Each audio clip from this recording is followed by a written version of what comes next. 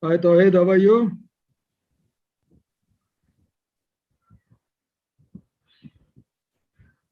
Good morning, Tawhid.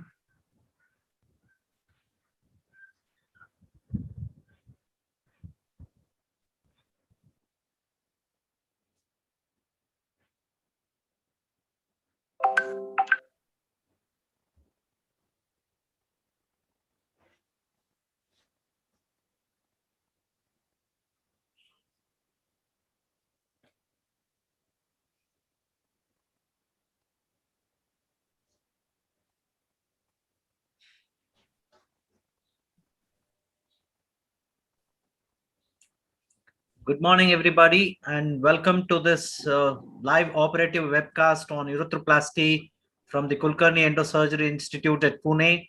Dr. Sanjay Kulkarni and Dr. Pankaj Joshi are the operating faculty, and the moderators are Dr. Divakar Dalela, Dr. Arun Chawla, and Dr. Debanshu Sarkar. So we have two cases which are lined up today. I am extremely grateful to Dr. Sanjay Kulkarni for, even amidst this pandemic, he has agreed to do this live operative webcast, and it took a lot of effort. And I must thank Anand, the audiovisual person who had to fly his people to Mumbai, and from there they drove down to Pune to give this telecast. So over to Dr. Mallikarjun for his opening remarks. Thank you, Keshav. Good morning, everyone. And I can see the delegates from all the countries. I can see from Bangladesh and other countries also in Middle East also. It's a wonderful workshop today on urethroplasty. Thanks to Kulkarni and Pankaj for organizing this. And it is in this, I don't say that it's a jubilant moods in India or any of our countries because of the corona pandemic, which is ravaging to the country, and all the fellow people are under so much of stress, and everybody is suffering onto it. But anyway, our academics will go on because this is the only pastime what any most of us have in this any time in our lives. So today is a beautiful program which is planned by Dr. Kulkarni on urethroplasty, and we're going to have two cases as Dr. Keshav was talking about. I just want to tell you all people saying that stay safe and stay healthy so that you have a better future tomorrow. Thank you very much and all the best to all of you. Keshav. Thank you, Dr. Mallikarjun, and I would invite Dr. Rajiv Sood, Chairman ISU, for his opening remarks. Dr. Rajiv Sood. Thank you, Dr. Keshav, our President, Dr. Mallikarjun, and all the delegates. Greetings from Indian School of Urology. This is quite heartening to watch that we are into third workshop in this season, and this workshop is special importance. The craftsman of urethroplasty in India, the master craftsman, Dr. Sanjay Kulkarni, is going to lead it. Dr. Pankaj Maheshwari is there, Dr. Dr. Dalela, Dr. Arun Chawla, and Devanshu, they are the moderators. So this is a occasion when when we are on the verge of finalizing our guidelines also for urethroplasty from under USI, ISU, and also we are looking forward for some activities, academic workshops. We are able to do it in this atmosphere, in this pandemic, and quite efficiently, and with the help of industry and also our office staff, we are able to put to you this wonderful workshop, which is as usual going to be worth watching and also worth emulating. Dr. Sanjay Kulkarni is on the helm of the affairs, and we are in for really one very good scientific event today, and all the participants who have already joined and many more who are going to join from India and other countries, they are welcome to this workshop, and we will have many more such workshops in the time to come. And best of luck to all, and best of all the academic events forthcoming academic events which will follow. Thank you. Thank you, Dr. Rajesh Sood. And now I would hand over to Dr. Sanjay Kulkarni. I would invite Dr. Arun Chawla, Dr. Divakar Dalela, and Debanshu Sarkar to please moderate the session. And over to you, Dr. Sanjay Kulkarni. Yeah, Pankaj. Yeah, good morning to all. And on behalf of Dr. Kulkarni and the Kulkarni Reconstructive Urology Center, we welcome Dr. Mallikarjun sir, Dr. Keshav Murthy, Dr. Rajiv Sood, Dr. Chawla, Dr. Dalela, Dr. Sarkar, and all the urology people who have joined us for the live stream. We will be showing two cases live. First is a pelvic fracture urethral injury, and then we have a bulbous stricture. And I request my colleague Sandeep to present the first case, which Professor Kulkarni will be operating. Sandeep. Hello, good morning. This is a case of pelvic fracture urethral injury. 39-year-old had road traffic accident in February 2021. So he had a left hip fracture along with it, which external fixation with screws was done. He is on SPC since then. By history, he is giving normal erections. This is an X-ray pelvis of the patient where we can see there is a superior pubic rami fracture and also there is an inferior pubic rami fracture, which are marked with yellow arrows with the screws seen. There's a clinical findings of the patient. He is circumcised, external genitalia is normal, meatus is normal. The penile Doppler findings of this patient are cavernosal arteries, both the sides. Right side it is 25 centimeter per second and on the left side it is 13 centimeter per second. Dorsal penile it is 40 centimeter per second and on the left side it is 14 centimeter per second. This is the RGU and MC of the patient. RGU we can see a complete. We hand over to Professor Kulkarni. So this is the RGU MC file. Yeah, good morning. First of all, I must thank Urology Society of India. Yeah, go ahead. My associate, Dr. Shreyas Badranwar, is going to do a flexible ureteroscopy from above just to demonstrate the site of injury, because here the dye from the suprapubic cystostomy has not traveled down to the apex of membranous urethra. So this is a flexible ureteroscope. The SPC is 14 French. Now this is the bladder neck. You can see the bladder neck here. This is just to demonstrate the site of injury, which is, you can see the veru now. Yeah, go ahead. And that's the membranous urethra. That's the urethral crest.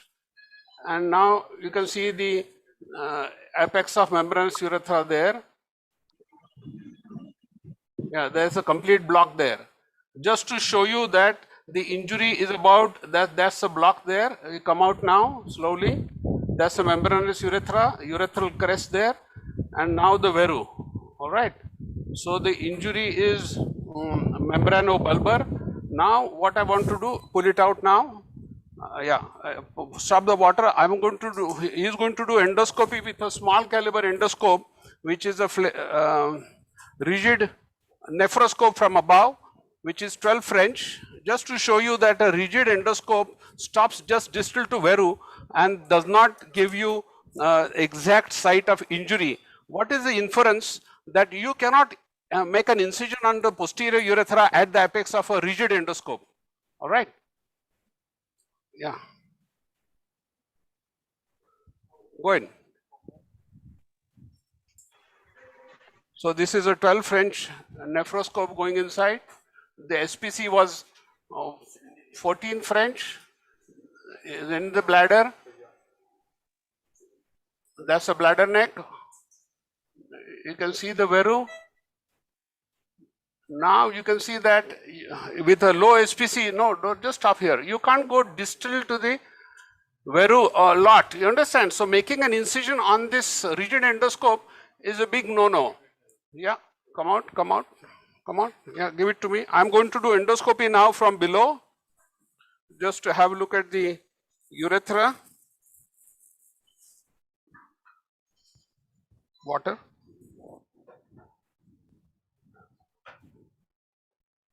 So this is through the meatus. I'm going inside again at 12 French endoscope. So we have published data saying that we should use a small caliber endoscope not in this patient, but this is the obliterative end of the proximal bulbar end. So my endoscope is over. I'm going to keep my endoscope here, give it back, but we can use it later on. Now, I want to show you a technique which is not described anywhere. So I'm passing this pediatric dilator. Can you see the pediatric dilator? I'm passing the pediatric dilator inside. It stops at the level of obliteration. I'm going to keep a finger here. Zoom out, please. Zoom out. Yeah, I'm going to keep a finger. The dilator, the pediatric dilator stops at the site of injury. I'm going to pull it out and rotate at the same time. You can see what I'm doing. Now I'm going to see the tip of the dilator here at the penoscrotal junction. So this is the patient's bulbar urethra, which is around 8 centimeters. I'm going to insert another finger here. I'm going to measure the length of the penile urethra is about 7 centimeters. He has slight erection, slight tumescence. So just to tell you that in India and in some countries where I have done this study, in Italy also, the length of penile urethra is same as bulbar urethra. Can you give me a mop? What is the importance of measuring the length of bulbar urethra is I'm going to stretch it 1 to 1.5 times. So if the bulbar urethra is about 8 centimeter, I can stretch it to 12. All right. Now next step is I'm going to pass this dilator again from above. This is 14th dilator. Show the above. Yeah. I'm walking on the posterior bladder wall, and suddenly the dilator will go further, and I'm going to feel it in the perineum. Now in this patient, I can't really feel it in the perineum. All right. So I'll leave it there, and then we will make an incision. Mop, take the mop there. Dr. Sanjay. Light. Yeah. Good morning. One Good question. morning. If the SPC is not midline, it is laterally placed, then what do you do, sir? So I have another dilator, long dilator. If I pass a long dilator like this from above, I can come in the midline. Can you see this dilator? Yes, yes. Suppose the SPC was lateral, I could pass the dilator, come in the midline. Occasionally, I have to do a fresh SPC, occasionally. So I'm going to make an incision. So this is the length of his perineum. There is an anatomical finding saying the longer the perineum, more fertile is the male. This is published papers. Sanjay, Yeah. I am Dr. Bhatyal. Yes. Why don't you tell people that my technique of instantaneous suprapubic cystostomy, as I demonstrated in USI, you can do it right away and use it fresh. Yeah. This paper is being published soon. I know about your paper. Bhatyal. Dr. Sanjay, Yeah. just for the sake of our viewers, after seeing the combination of sending urothrogram and RU and your initial assessment, can you predict what ancillary steps you will need for a good bulbomembranous anastomosis? No, can you ask? The cameraman is speaking a lot in my ear, so I can't hear you. Yeah, go ahead. Okay, Please, sir. please repeat. Please We repeat. have done it after seeing the imaging and the initial assessment by putting a Boji antigrade. Can we predict what ancillary steps we'll be needing for a good bulbomembranous anastomosis? So there is a chance that he will need at least a pubectomy, inferior pubectomy. So you can see the urethra here. This is the bulbospongial muscle. So I am ready for what you call a PAPA approach, perino-abdominal progression approach. Whatever is required to do anastomosis, I am going to utilize it. How is the vision?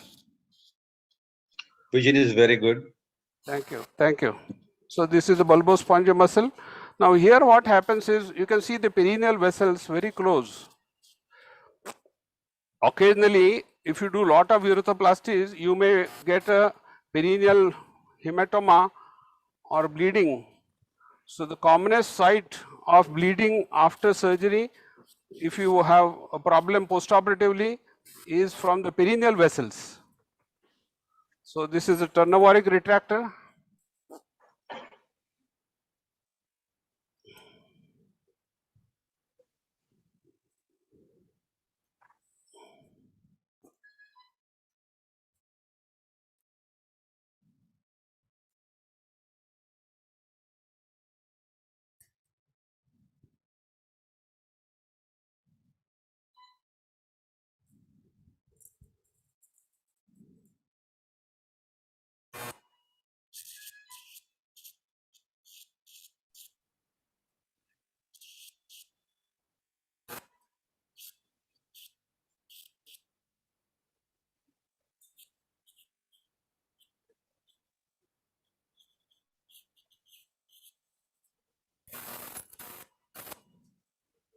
Scissors. The bulbospongia muscle. Yes, we can appreciate, sir. Yeah, so this is called as a Gallaudet fascia over the urethra. Gallaudet was a American plastic surgeon who described this fascia over the urethra during Second World War.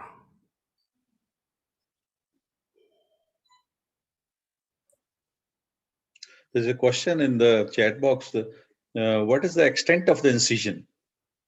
Extent of the incision is usually perineal. Occasionally, if the perineum is short, we go more towards the lower part of the scrotum. For as far as possible, I don't want to go on the scrotum. And you always prefer a longitudinal incision, not in any other lambda or any type of incision? No, it has been proven that the lambda incision doesn't heal well. So it is used by those people who use a Jordan retractor, because Jordan retractor has a special blade which goes inside, and you need that lambda incision. Inverted U incision will be used for those people who are thinking of doing a two-stage urethroplasty. All right. So I have applied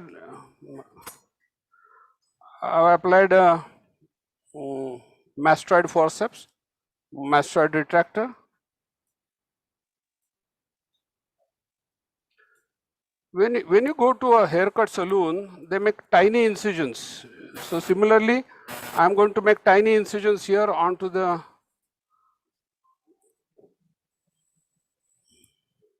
So these are what are called circumflex vessels, which come at regular interval. There are two kinds of vessels, circumflex and perforators. Perforators will come directly.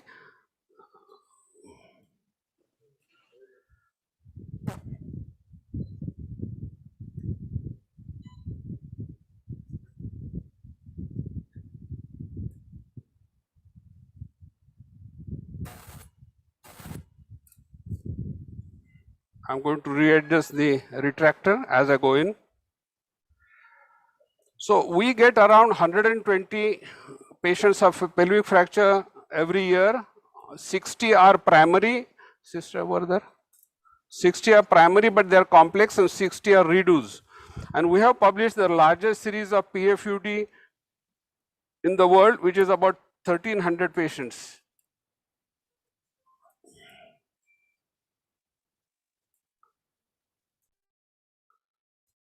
And this is all sharp dissection. No, I'm going to make. Yeah, go ahead. There is a question from the audience that many times tunnel-worthy retractor blades keep falling. So is there any special technique or precautions help prevent it from falling? Technique is the incision has to be adequate, not too large, otherwise it will come off. And secondly, you have to apply it in a giving what you call traction, counter traction. You can see the Gallaudet fascia here. So yeah, I have seen many of the videos where they use a scrotal stitch. I don't like it.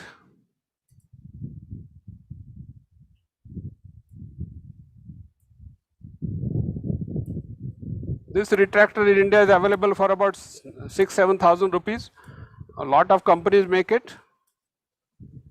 So you can see the perforator now here.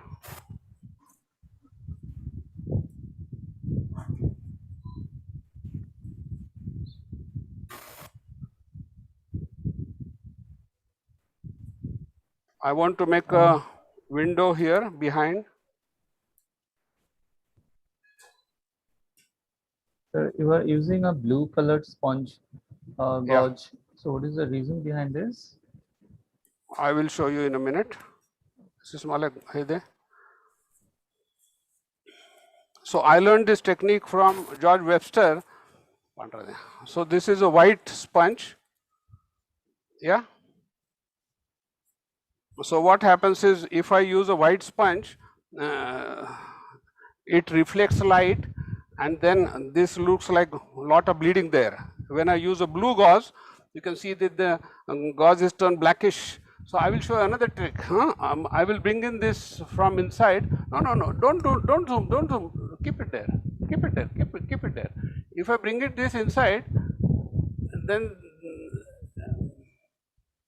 then there is a change in the aperture of the camera, you understand, and it doesn't really look well. So we stain those. So I made a small hole here, then I use a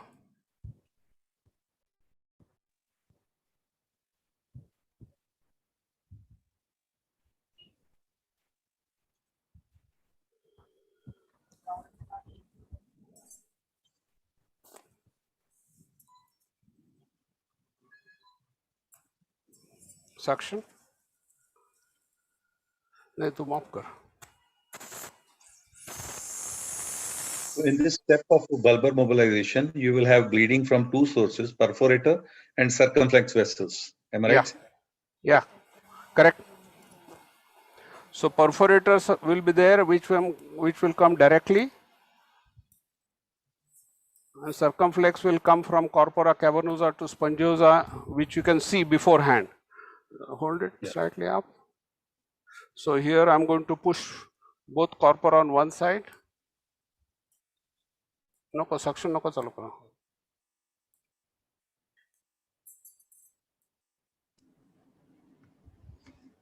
Dr. Kulkarni, this is Divakar Dalila here. Yeah. Good morning, Divakar. In case the erection of the patient increases during your anesthesia, yeah, what would you do to control the erection? We immediately use phenylephrine. Because with erection, I can't really go and dissect this urethra. I can't pull it down. We wait for a while, but we are very happy to use phenylephrine. So what happens is, many times we give spinal anesthesia, and then before the spinal sets in, we try to clean the patient. So inadvertently, we are actually masturbating the patient, and then what can happen? He can get an erection. So we have to wait for the spinal to act completely. But still, occasionally one may get erection. But we treat it. We wait for a while. Heather?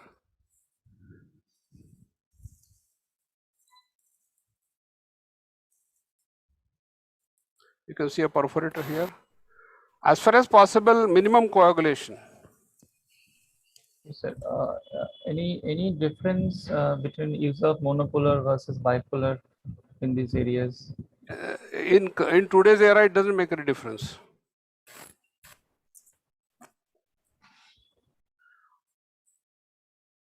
If you go and see Dr. Radosh, who does largest number of penile surgeries, uses monopolar everywhere on the penis.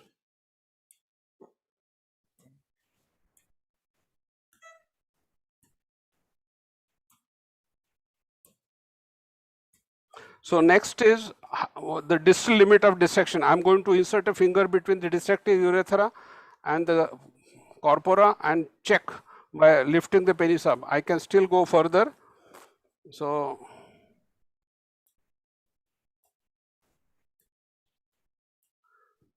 there are two etiologies of failed urethroplasty. One is inadequate mobilization of the bulbourethra distally, and second is inadequate excision of the scar proximally. Suction of clinker. So I'm doing more dissection distally because then I can have a better vision proximally.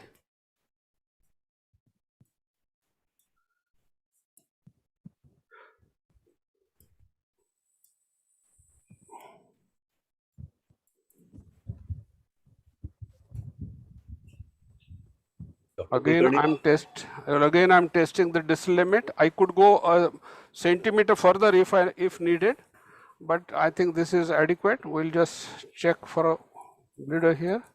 Yeah, there is a question, comment. This is Diwakar Dalala here. Yeah. In your large experience, have you ever got a cordy as a result of excessive mobilization of urethra distally? Have you ever had a case? Had a Yes. cordy operatively? Yeah. It happens provided you are operating on a patient, redo surgery, and you want to do anastomotic urethroplasty, not substitution. Then occasionally, but we usually stop at the level of Pinoscrotal limb. yeah, at the pinoscrotal junction. Okay. Dr. Sanjay? So if you, yeah, just a moment, I will tell about the history. The first transpubic urethroplasty was performed by Pierce in Detroit Medical Center in 1962, all right? And then because he had a patient with a what you call open book fracture. And then subsequently Waterhouse in 1972 started making a perineal incision. And then he was making an incision up to the corona. And that was stopped by Richard Turnavoric, my guru, saying that you need not go on to the penile portion. You should stay on the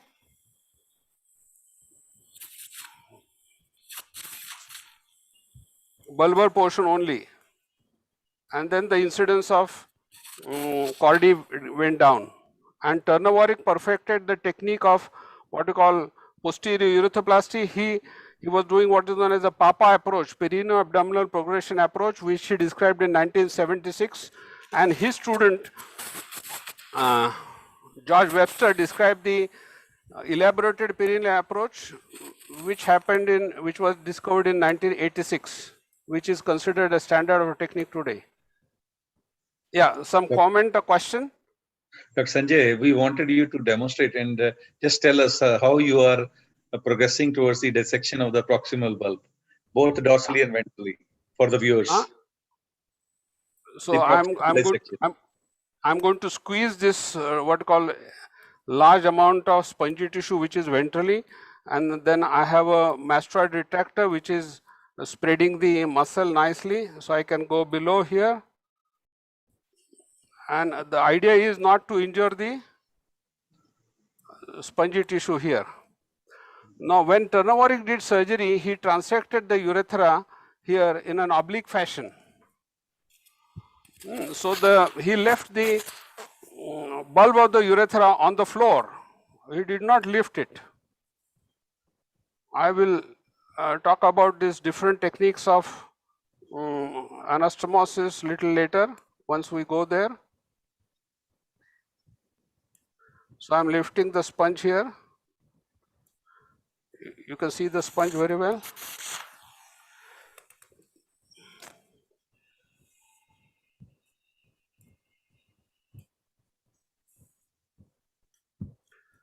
Now, how do I decide that my proximal dissection is adequate? I'll just show you one more trick here. So I described about the distal limit of the dissection. Give me a dilator. So this is a 16 dilator. Zoom out, please. Yeah. So what I'm going to do, I'm going to pass this dilator inside. It will stop at the site of injury and then obliteration, and then I'm going to rotate the tip. And I'm going to try to feel the tip in the perineum here. If I can feel the tip, my dissection is over. If I can't feel the tip, I have to go further. So this is a dilator going inside. It stops here. Rotate. I can feel the tip. Yeah. So I will dissect a little bit further, but not more. So there are two limits of dissection, proximal and distal. Here again I am squeezing the bulb here, suction.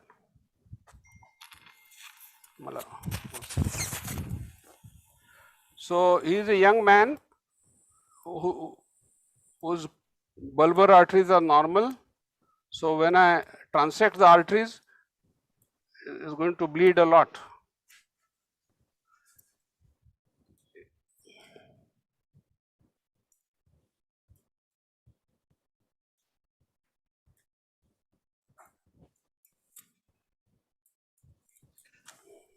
Dr. Sanjay? Yeah. Initially, you showed the pediatric dilator and measuring the length of the penile urethra and the bulbar urethra. Yeah. So after mobilizing this up to the penis rectal junction and the proximal limit, do you check that your estimation is same? You correlate with that? No, here what happens is I am now stretching the bulb, no? So what was the idea of measuring? Because I can stretch this 8 centimeter bulbar urethra to 12. Okay, if anatomical definition of bulbar urethra is that urethra which is inside the bulbospongial muscle. So the bulbospongial muscle stops here. So this portion up to the penoscrotal junction is again according to us the bulbar urethra. Okay, so if suppose the bulbar urethra is only 4 centimeter, then there are two possibilities. It's a bulbourethral trauma or there is a bulbourethral ischemia. If the penile urethra is 7 and the bulbourethra is, I'm going to lift the urethra now from the perineum, bulb from the perineum, suction. So this is just an approximate idea of the urethra that I want to. So now when I do this, the bulbar arteries are going to start coming into my face. What's the patient's BP? 105.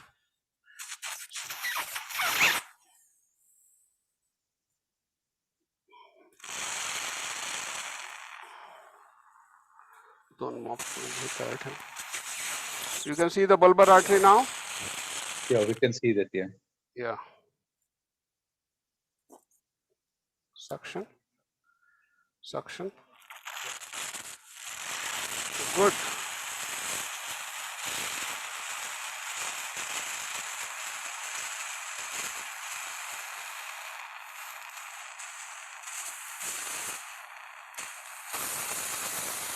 So bulbar arteries are good here.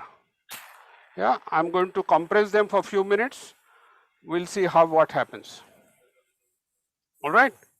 I told you that he's a young man.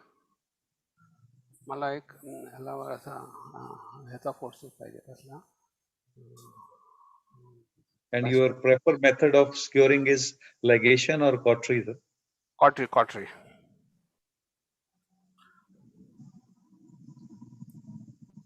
Yeah.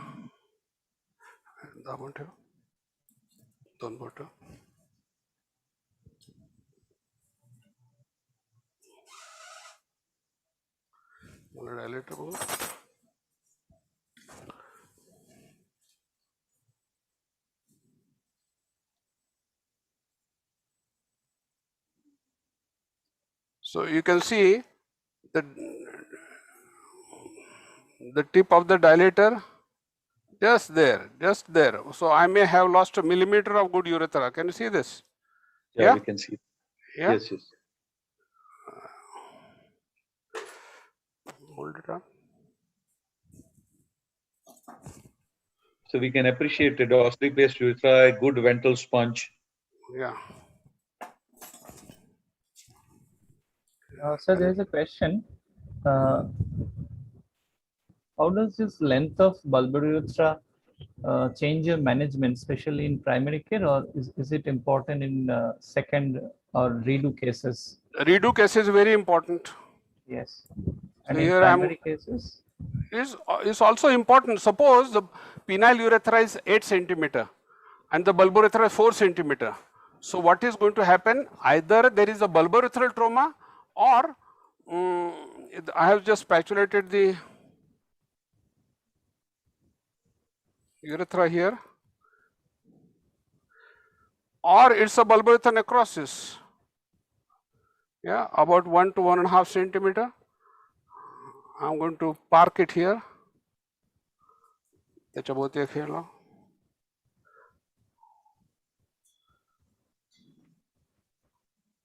Yeah. Now Shreyas has been compressing on this for some time. 2 minutes. Regular. Take it out. Suction. No, I'll take it out. Suction.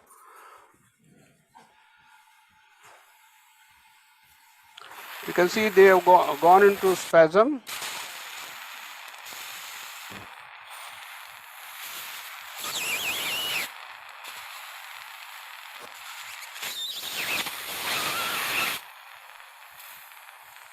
Yeah, point coagulation. Yeah. Yes, yes. Yeah. So the question from the chat box, your opinion and your comments about bulbar artery sparing urethroplasty.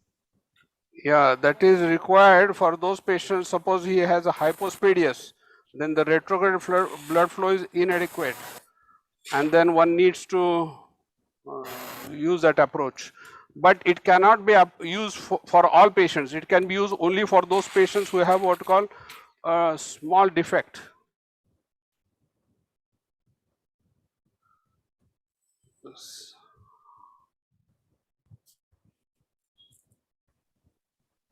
What was this step, sir? You were trying to feel the bougie or?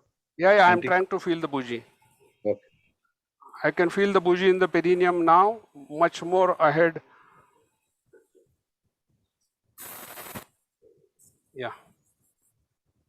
So at this moment, I'm going to insert the left index finger into the rectum.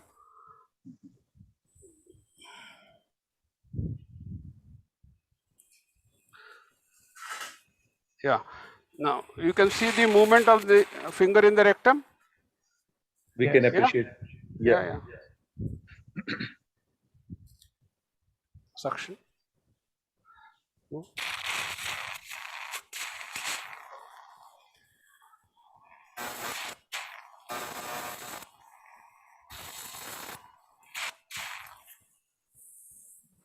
काय झालं?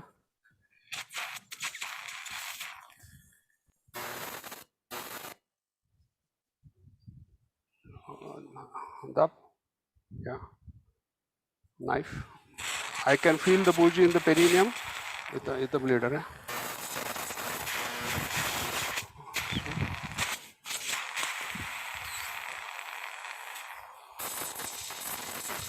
मी हे करत असताना करायला पाहिजे रे.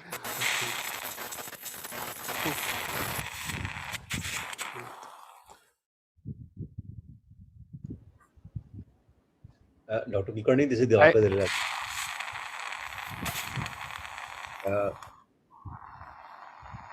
To secure the bleeding from the bulbar vessels, you are trying to cauterize them head on.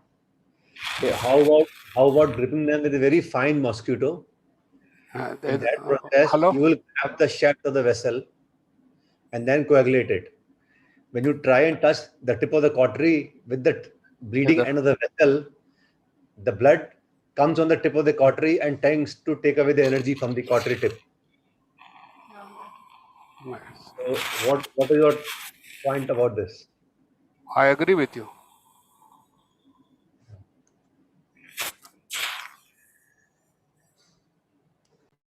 So I'm feeling the bougie in the perineum and again in the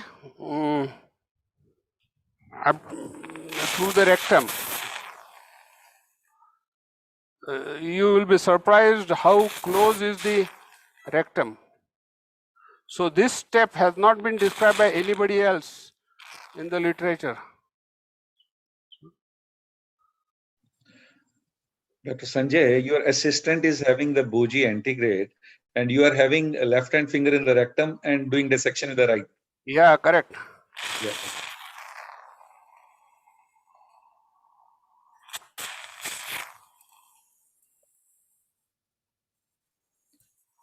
I'm gradually going inside. I'm not in a hurry to open this urethra.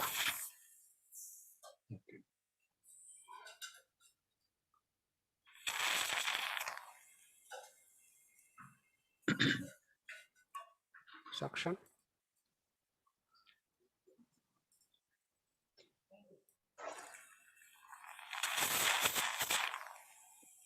The bougies come in the perineum. Can you see that? So finger Yes. in the rectum was very useful. Please.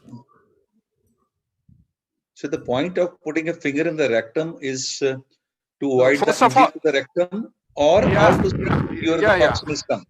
No. First of all, if you do 100 or 1000 cases and open, it's a disaster. You agree with me? So there are two things. One is that if you can't feel the bougie in the perineum, how are you going to dissect? Where? So fingering the rectum will give you the correct direction. What is the direction? Because the injury is membranobulbar at the apex of prostatic urethra, you can feel the bougie in the perineum, through the rectum. You understand? Towards this. So this is a three-dimensional view that one has to have. So I'm now going to insert this forceps inside. Sir, another question: how to make sure that you have come through the bladder neck only? Yeah. So I will describe our different techniques. So I am going to insert this four French dilator inside, so that I can remove the forceps in between. Now you can see that the posterior urethra is deep inside. All right. So I'm going to do the next step, which is a corporal separation, and we will see how it goes. So there are three techniques of opening the posterior urethra. One is over the dilator, over a flexible cystoscope, but nobody wants to make an incision on the flexible cystoscope. Knife, please. So next step is I'm going to remove this forceps. Mala gospis there. I'm going to do corporal separation. So I'm going to use a knife here. Give me 2 Ellis forceps.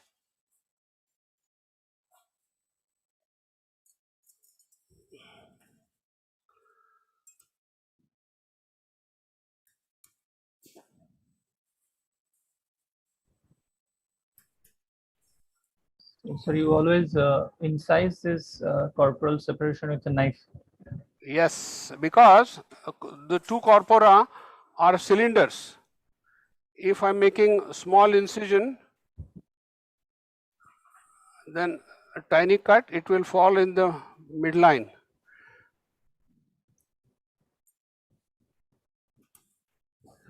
So the technique is small cut exactly in the midline.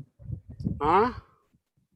The technique is small cuts at a time in the midline. Yeah, small cuts at a time. Then what happens, most of the adhesions or attachment is anterior and not posterior. So what I can do, once I make a small incision anteriorly, I can open the space posteriorly here between the two, go inside. Occasionally one may open up corpora, one can suture it quickly. Do you find all?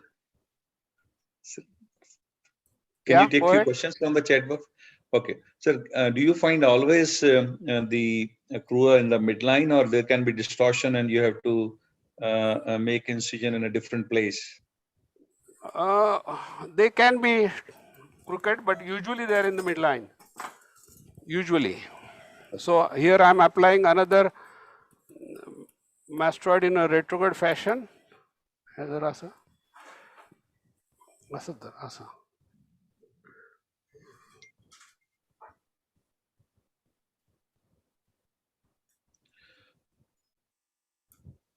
You can see the two corpora nicely.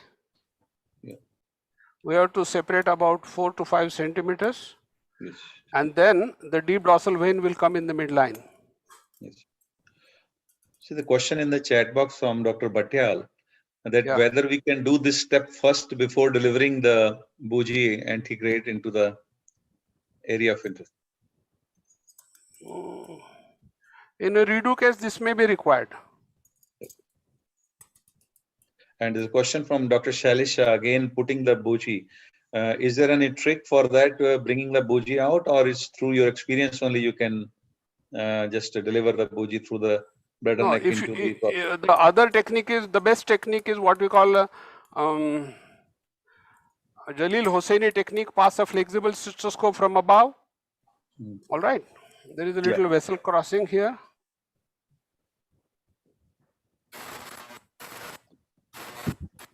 Jalil Hosseini, suppose we have a patient with double transection, bladder neck and posterior urethra. Then the continence depends upon the patient's external sphincter. All right. And then I'm going to see the suction here. Yeah. I have still not seen the deep dorsal vein.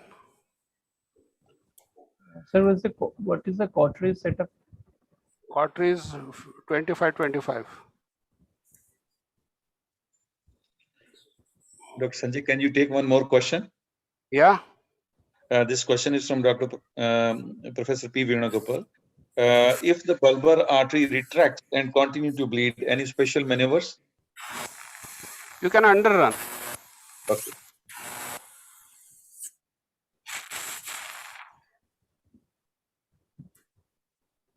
Suction.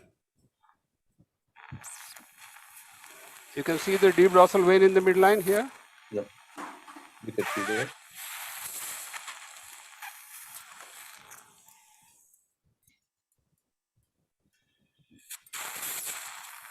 One vein is superficial and one vein is deep. So this is one vein on this side, but the main vein is deep inside and is coming into view now on this side.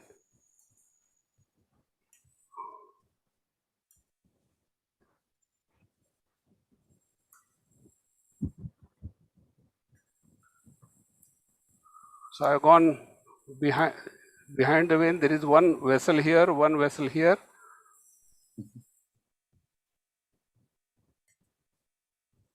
Many vessels.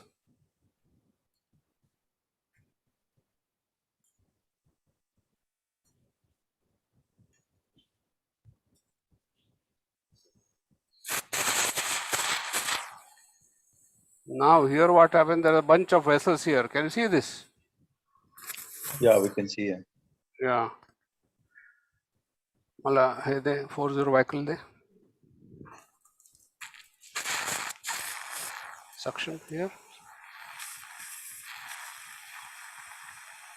What will happen? I am on the pubic bone here. Okay. Yes. This is the pubic bone. So when I go there, can I have little head low? Yeah. Thank you. Little more. Yeah, thank you. Light correct. Light correct. Yeah, thank you. So this is the periosteum. And the vessels, lot of vessels here. So I can underrun them. I can do them with cautery. We'll see how it goes.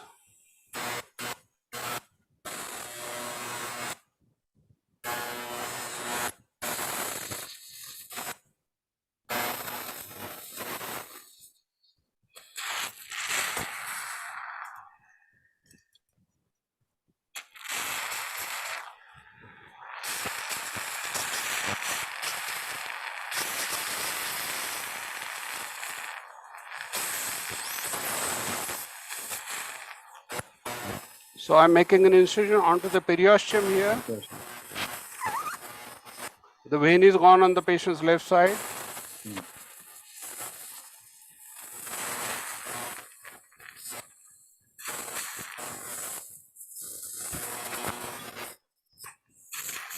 Can I have the light properly?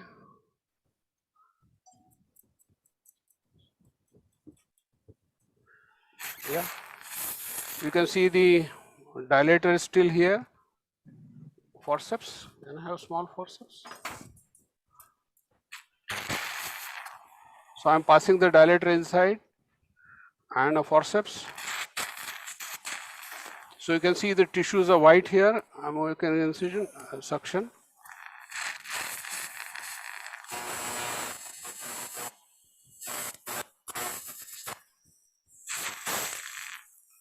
Scissors. I'm making an incision onto the posterior urethra at 12 o'clock. This is all scar here. So the next step after making this incision onto the periosteum here is to do pubectomy. I'm going to bend the tip of the electrode here.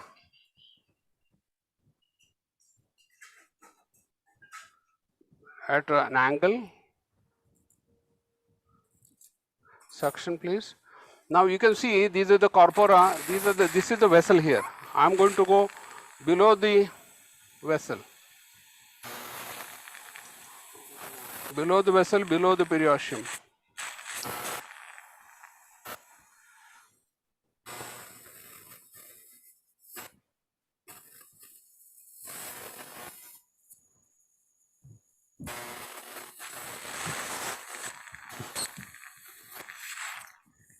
I think this is can you show us? Sorry. Yeah, go ahead. Can you show us a tentative site of dorsal arteries here? So this is the dorsal vein here, and lateral to that will be artery. All right. So I'm going to do pubectomy now. Your going subperiosteally was to protect these arteries. Am I right? Yes, correct. Sir, we want to see the direction of the bone gouge and hammer clearly, sir. So initially it will be oblique. Later on, as if the posterior urethra is high, I'll go more parallel to the ground.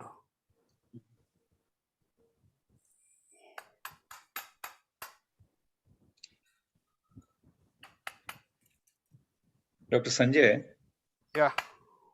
Supposing you have a pubic diastasis, there's a lot of gap between the in the center. So what we do then? This That means you don't need a pubectomy. okay.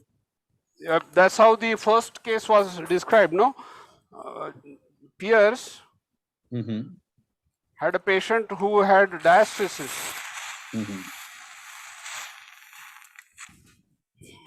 Then how to protect the arteries and the neurovascular bundle? No, they'll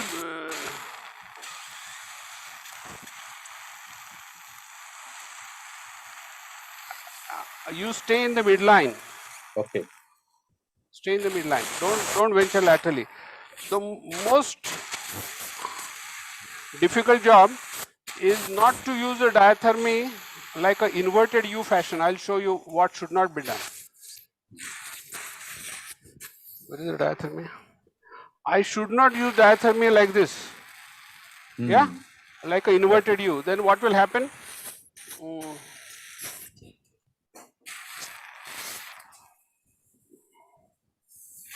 So if there is bleeding, you can see there is the bleeder there. I compress, the bleeding stops. Yeah, compress the vein complex towards the pubic bone.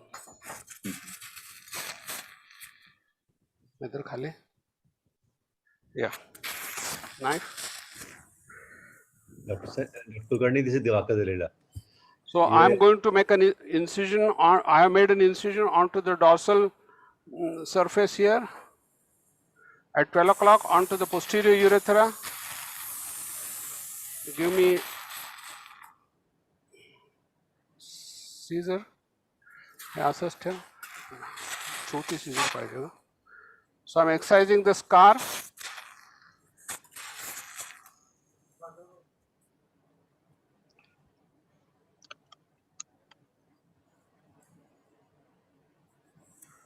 I made an incision on one side. I'll make an incision on the opposite side.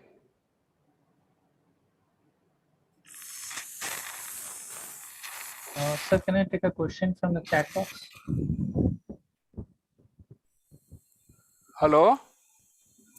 There's a question in the chat box from Dr. Nikhil Khattar, that how you have decided that this patient will need inferior pubectomy. Is this based on your experience or on the No. So we want we want to see the posterior urethra nicely, Okay. and that was not possible. So here, nicely means your needle holder should be able to move around, no? Suck inside. So I'm going to make an incision onto the posterior urethra here anteriorly. Can you see that? I just made an incision with the knife here. Dr. Kulkarni, this is Javaka Dalela here. Can I make a brief comment on inferior pubectomy? Huh? Can I make a brief comment here on inferior pubectomy? Yeah, this is, I saw you making a wedge kind of inferior pubectomy, which is inverted V kind of defect. The pubectomy should be adequate for the index finger to go inside.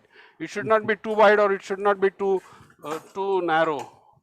I should be able to excise the scar tissue, and I should be able to have my needle holder moving. So here I passed a bigger forceps inside. What's the forceps?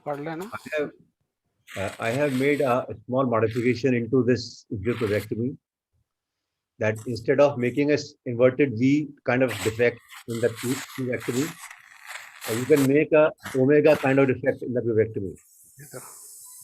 Inverted omega. So, so the upper part will be a little wider than what is the lower part. The advantage of making this kind of omega pubectomy is that you can, instead of putting tip of index finger, when you're tying the suture knot, you can put both the fingertips inside the bony defect. And your vision becomes much better. Your instrument handling, when you are holding the proximal urethra with the forceps and putting a needle, becomes very easy. Dr. Dalela? Yes. A little clarity on that means like omega means in what sense? We have pubic symphysis. The defect in the bone is inverted V here. V means the top of the V is towards the crural separation. Yes. What I'm saying is make a defect like an omega, where instead of top narrow V, it becomes a wider. It becomes a wider. I'm showing with the finger movement like this. This is not a V. This is not a V. I use a. It's a U. Yeah. It's a U. I put a small video on omega pubectomy on YouTube. I've seen that, Dalela. It's a nice video. Thank you, sir. Yeah. Dr. Sanjay, the question from the chat box by Dr. Anil Elens. Do you smoothen the edges after the infopubectomy with some? I do. I will do that. So suction here. So I can see the posterior wall now nicely. Mala motor suction there.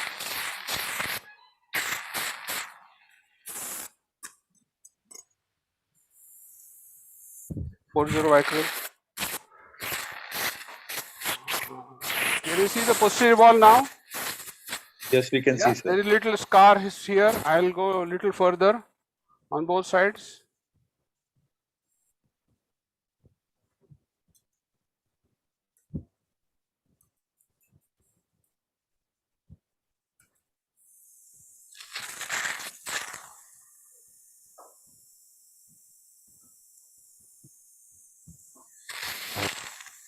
So this is one of the most challenging cases. You agree with me?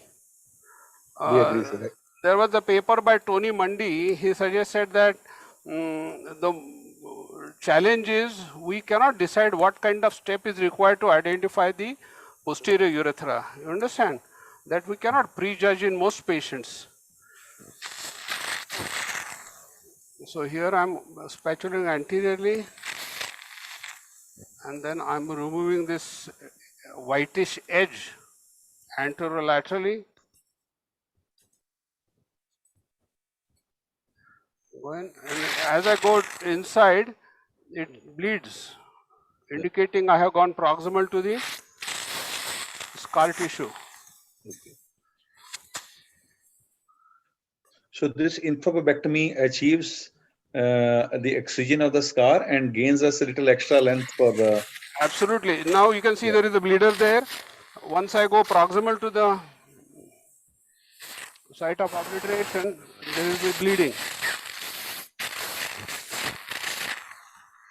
You can see the bleeder inside. Yes. This is anterior to the prostatic urethra.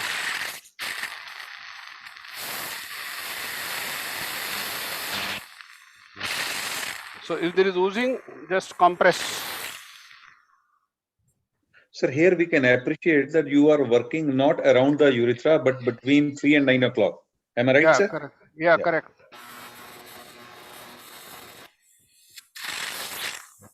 I can see the posterior urethra very well. Can you give me an endoscope? Read endoscope. I just want to show you how much distally I am compared to the membranous urethra. Suction. So it is always important to do an endoscopy on table to demonstrate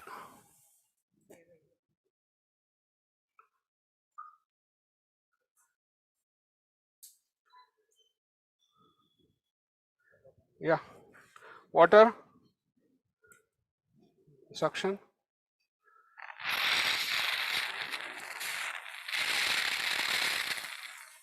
So I am passing this endoscope inside. I am in the bladder. Can you see the vision? So this is the bladder neck. Yeah. Yeah, we can see, sir. Veru, I'll just focus it.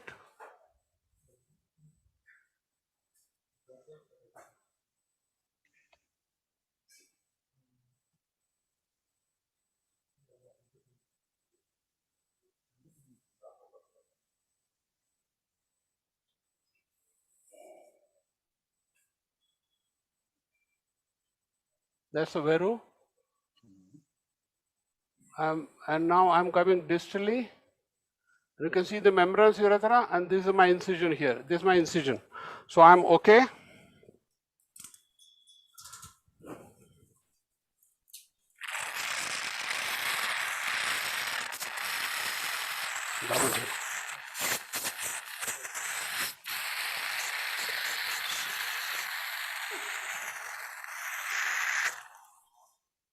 I'm just going to check whether the urethra will reach easily there. You can see the pubectomy has definitely helped me to remove the scar, and then I can push this inside very easily, no problem.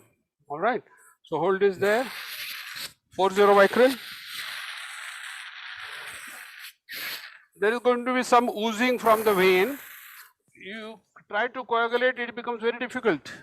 So the first suture here, can you see the, can you show me this? Yes, yes. No, this end. Yeah, so the first suture, this is going to be 12 o'clock. So the first suture is inside out at 1 o'clock. Dr. Sanjay? Yeah. If you don't mind, can you show if another ancillary step is needed in the form of, say, rerouting of the urethra? How we'll do that for the sake of viewers? Okay, I'll show you what happens. Suppose it's a redo case. The bulbar urethra becomes shorter each time. So this is the corpora going on above on the left side. I dissect here above left corpora at the penoscrotal junction just below and go inside. So you have to do a little bit of you have to do a little bit of pubectomy here. Okay. Of the inferior pubic ramus. So here can you see the tissues are pink here? Yeah. Mobile. I can pull it out. Yeah. Suction inside. So I'm taking a good bite. Can you see that after taking a bite, I give a tug. So can you show us once again that how you took the sutures, both at the proximal and the distal? Can you see the tug? Yeah? Yeah, we can see that. It should not cut through. So this was the first suture at 1 o'clock. You can have, yeah. I keep the needle at 1 o'clock. The second suture is going to be at 11 o'clock. The knots are inside the lumen. Inside, not inside the lumen versus not in the tissue. Not in the tissue causes more fibrosis. Knot can fall off in urethra. So I'm now going to take this suture at 11 o'clock. Another needle holder. Can you see the needle inside? Yeah, we can see, sir. No, stop inside, stop.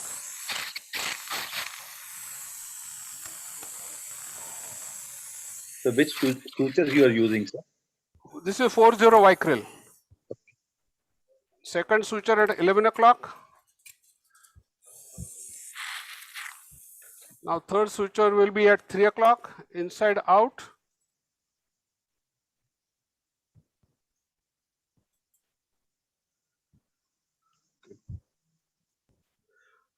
The third suture on the right suction. Now here I am going to rotate the forceps.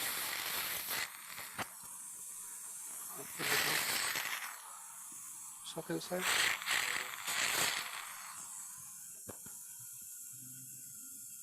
Suck inside. I can see the needle very well. So approximately you are using two forceps. One is in the urethral lumen, and Yeah, other correct. you are holding the end to the sutures. Yeah. So what happens if you leave the needle inside? Then it rotates. So what you should do? You should not rotate the. You should not leave the needle.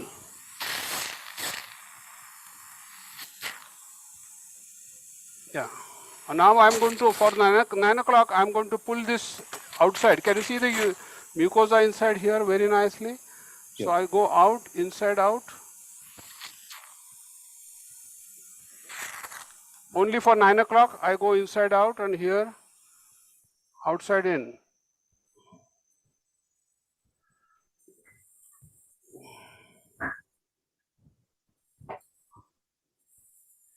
They can anesthetize the second patient. Yeah, thank you. So 2 more sutures to go, 5 and 7. Then I'm going to draw a picture of different types of spatulation. 5 different types of spatulation. Mala he pahiye.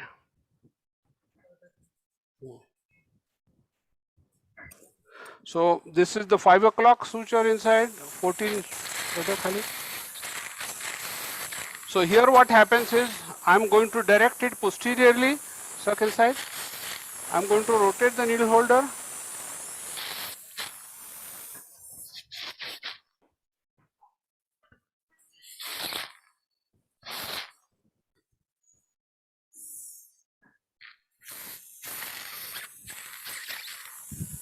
I can do it this way.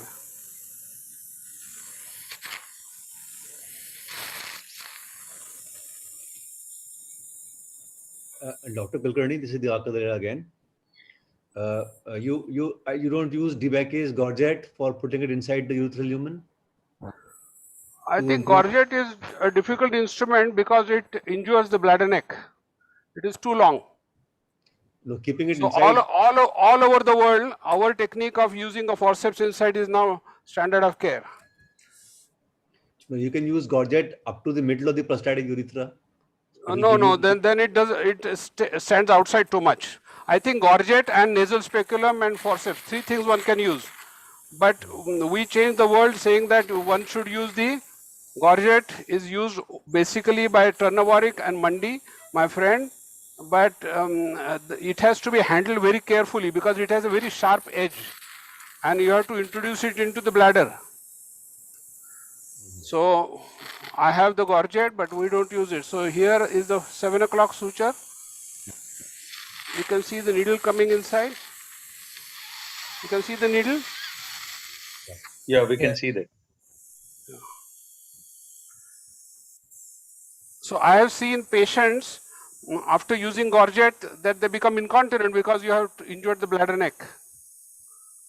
You have to be very careful. So I have taken 6 sutures. My American friends take 12 sutures, Foley catheter.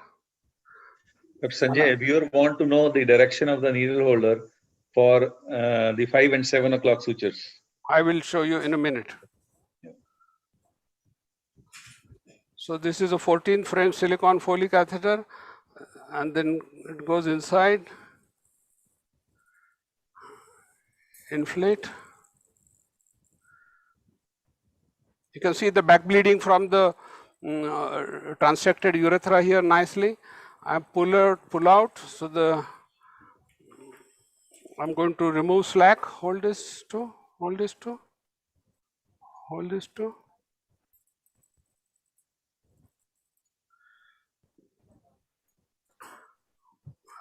I have removed slack on all. Now there is a big gap, which you can see here. Yeah. So this is what called cinching of the urethra. Broad forceps. Yeah. I have pulled the bladder, the catheter, so that the urethra, the catheter is at the bladder neck. I have pushed this urethra inside.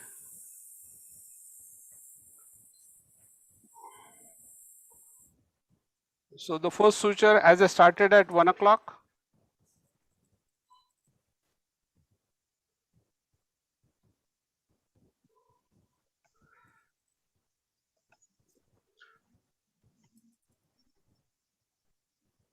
I leave the sutures little longer.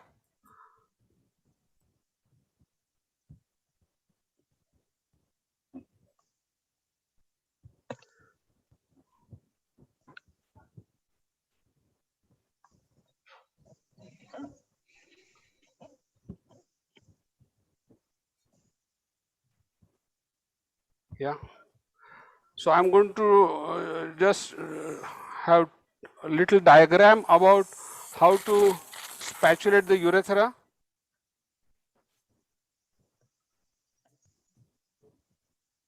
So I have used only 3 sutures of 40 vicryl. Okay. Yeah. Dr. Kulkarni, would you recommend for the beginners to use the mosquitoes to hold these sutures, which are numbered? No, but here what that is possible. Suppose you want to take more sutures. Sutures, yes. I had those, or we can have different colored artery forceps. I'll just show you different colors. Yeah. Because for the numbers is fine, but if you take 6 and if you place them according to face of a clock, then one is fine. Yeah. So here I'm going to lift this up.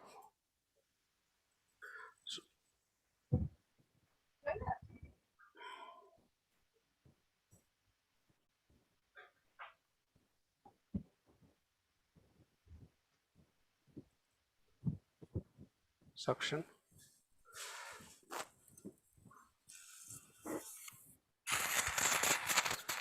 So I have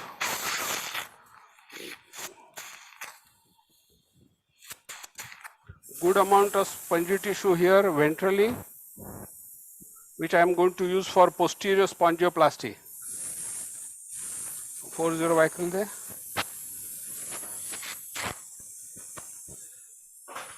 So we can see different colors here. One is a golden tape, one is a simple straight.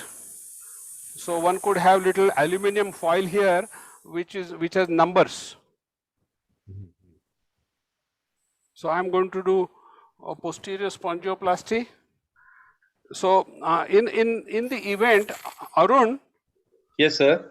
I was talking about this. Suppose you have a patient of rectourethral fistula. You have closed the hole in the rectum. So what happens is, leave this card. I can suture this around the hole in the rectum, this spongy tissue, because as I said, the leak will occur when there is a pressure in the rectum.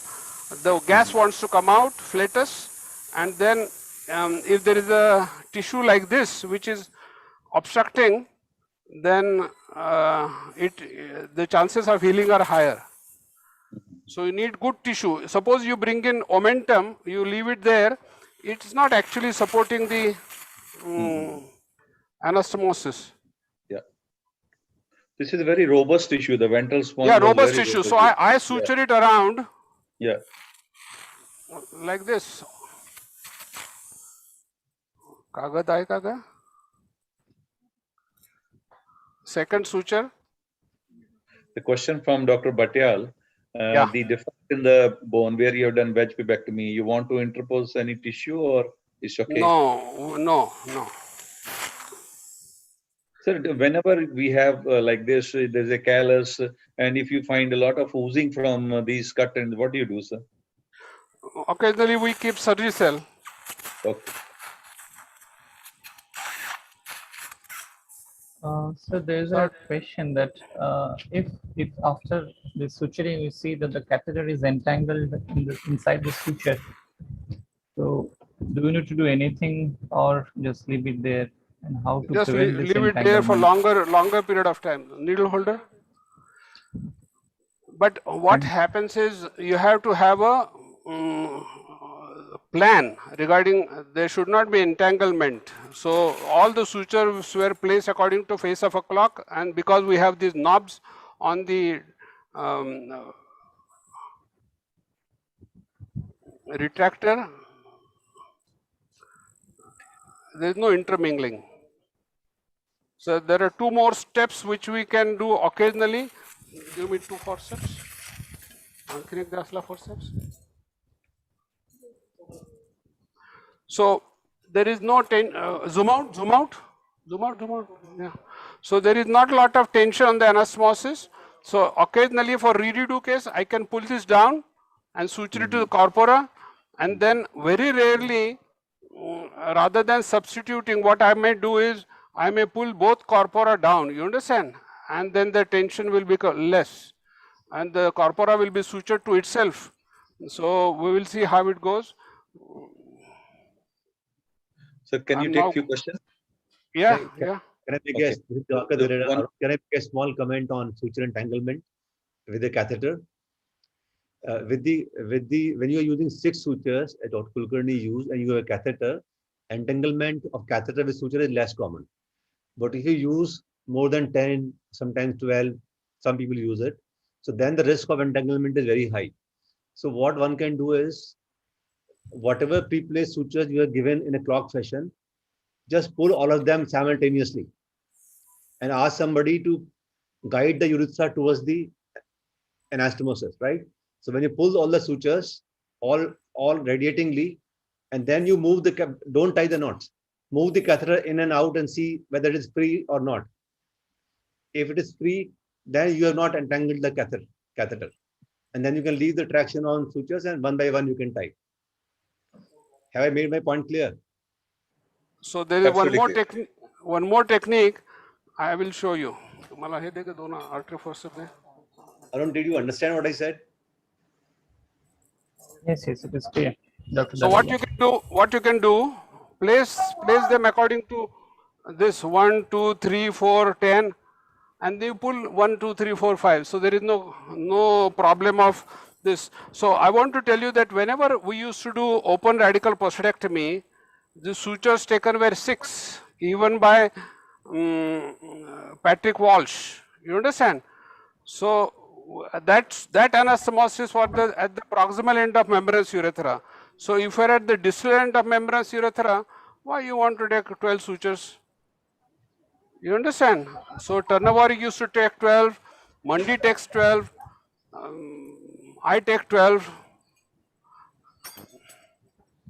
I take Sanjay, 6, I take 6. Can you take few questions from the YouTube, sir? Yeah. Sir, the question from Kumar Mrigank. What about the external sphincter if it is damaged? And internal sphincter, will it be sufficient to give a continence? Yes.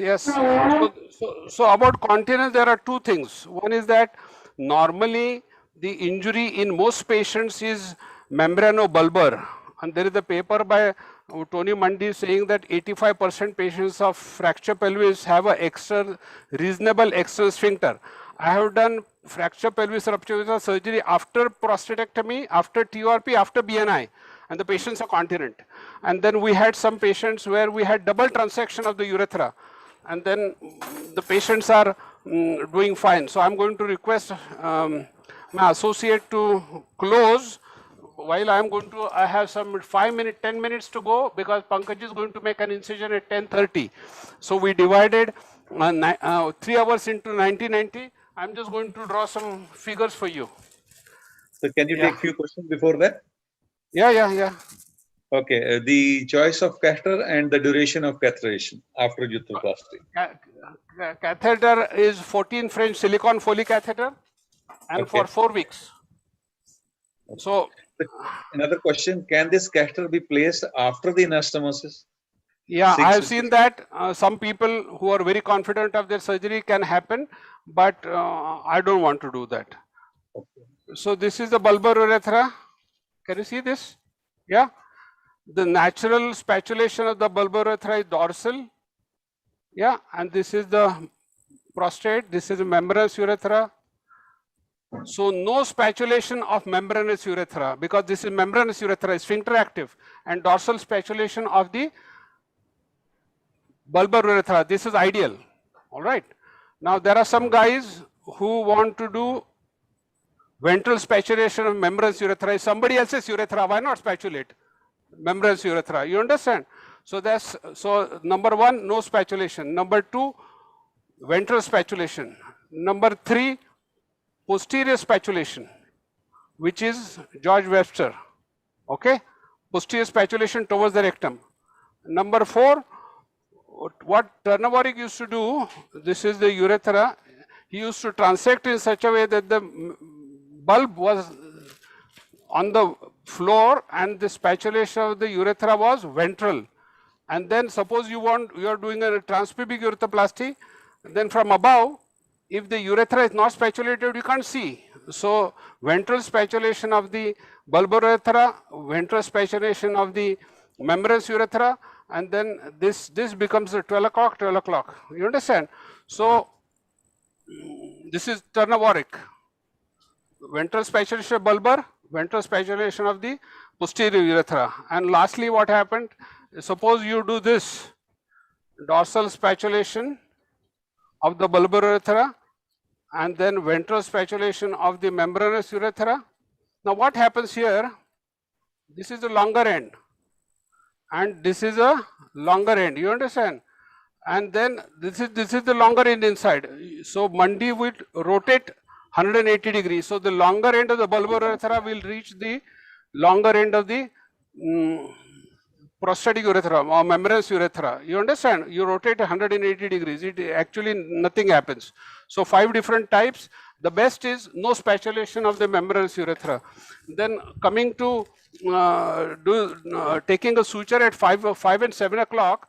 So this is the urethra inside. You push the needle few millimeter distally, posteriorly, then rotate the needle holder 180 degree so that the needle comes in the inside. So direct it posteriorly like this, insert it, rotate the needle holder and press it down. So again here on this side, go few millimeter away, then rotate the needle holder and then depress it. It comes out there. So this is, and then if you're too deep inside, you can push the needle inside and pull it out. This is called as Webster technique. So 5 different types of anastomosis, and we are going to close. I'm going to switch over to Pankaj, provided there is no question on this side. Any question? But few questions are there, sir. Yeah. Go ahead. One I have question five minutes to go. Yeah, Professor Venugopal question. Is tunica vaginalis wrap around the anastomosis as recommended by some a useful addition?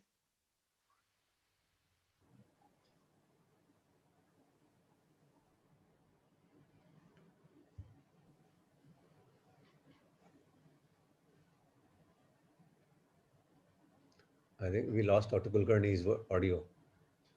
Dr. Sanjay?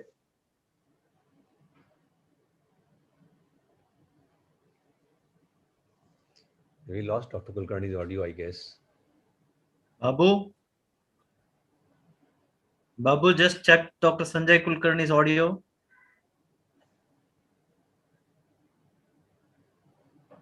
Audio is going or not going? Yes, sir, it's going. Yeah, we can hear you, sir. So Arun, yes, what sir. I wanted to say is, first of all, one has to master the original technique described by the experts. And if you find that there is an important step which you can modify, then you can do that. But without doing the standard technique, if you start modifying on day one, I don't think is appropriate. And it does, and I would like to demonstrate which are standard of the standard steps of a technique, rather than having my own way of doing things differently. Everybody wants to show I do it differently. That's not right, really. The question is supposing a difficult case, are 4 sutures enough for the anastomosis? These 6 sutures I took. No, if you have difficulty, are 4 sutures enough for the anastomosis? Yeah. Occasionally what happens, if you are not taken what is known as a tugging of the suture inside, if it's a superficial suture, it can come off.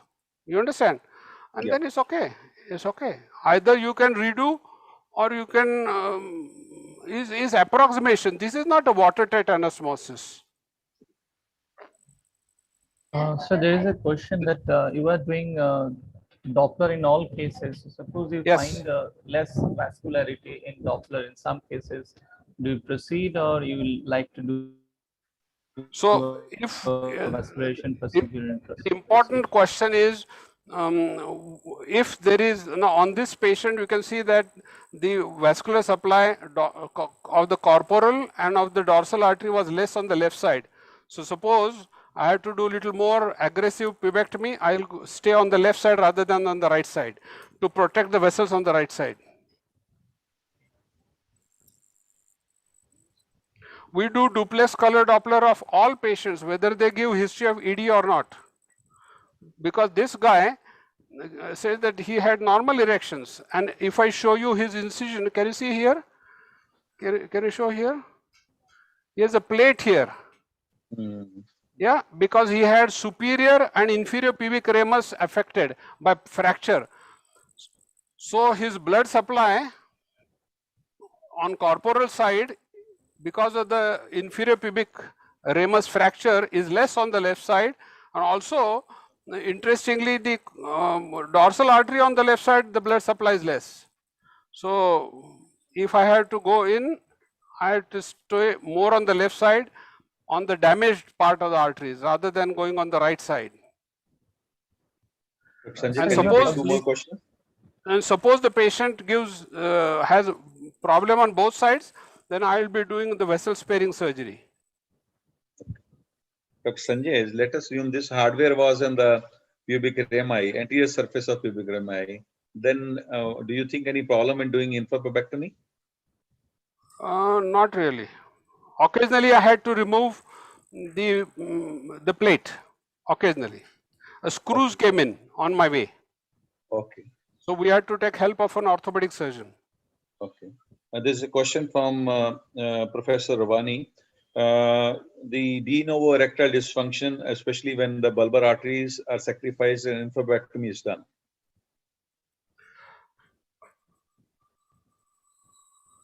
It can happen in less than 5% of patients. Sir, you have published more than 1,300 cases of PFA surgeries. So you are doing all cases this Doppler. So have you seen the outcome in patients who has suboptimal flow? Have you analyzed this? So yeah, so Pankaj has published a paper recently saying that if we give tadalafil to these patients, then the blood flow to the penis increases and the success rate increases. All patients received 5 mg tadalafil at night. Irrespective of the vascular status? Yeah. How many days? For about 3 months. 3 months. Yeah.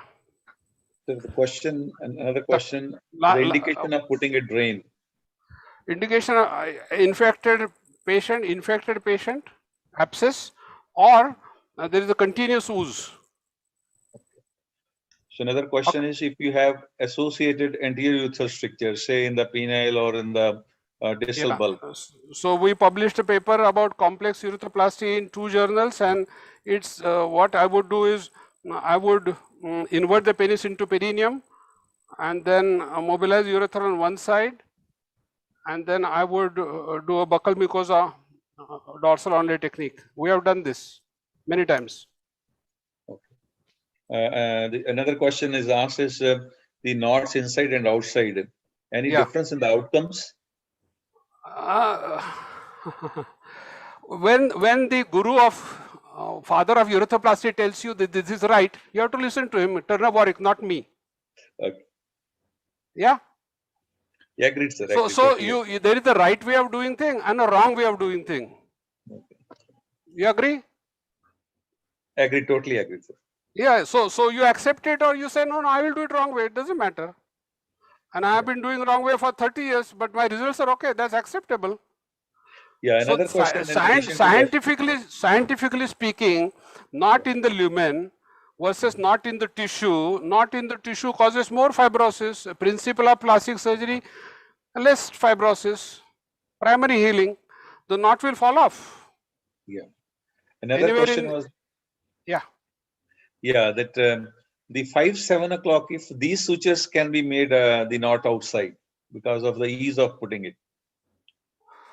But so easy operations become popular. Ideal operations are never popular. Arun, Yes, sir. we'll take a minute break and then we'll shift Sure. on to the other case with Dr. And we Sanjay's have covered permission. all the questions from the YouTube as well as the Zoom section, sir. Yeah. Thank you, Arun. Thank you very much. Yeah, sir. Thank you, sir. Thank you. Thank you very much. Thank you, everyone. Excellent demonstration. A Yeah. copybook, textbook style of the case demonstration. Yeah. Over to the office for a minute break and then we go on to the next case.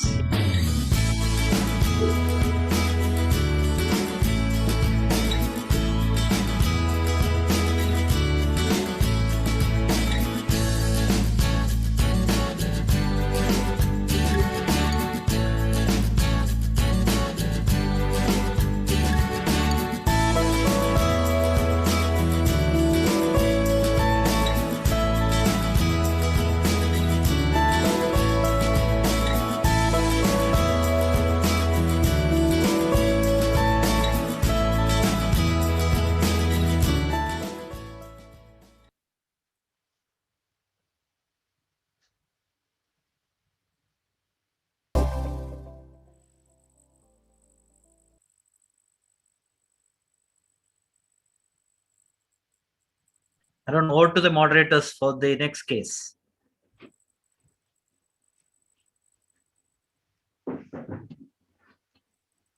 Are we Arun? in the next case? Are we in the next case or? Yeah, you are in the next case. I think you can communicate with. Pankaj, can somebody just make a quick presentation of the case?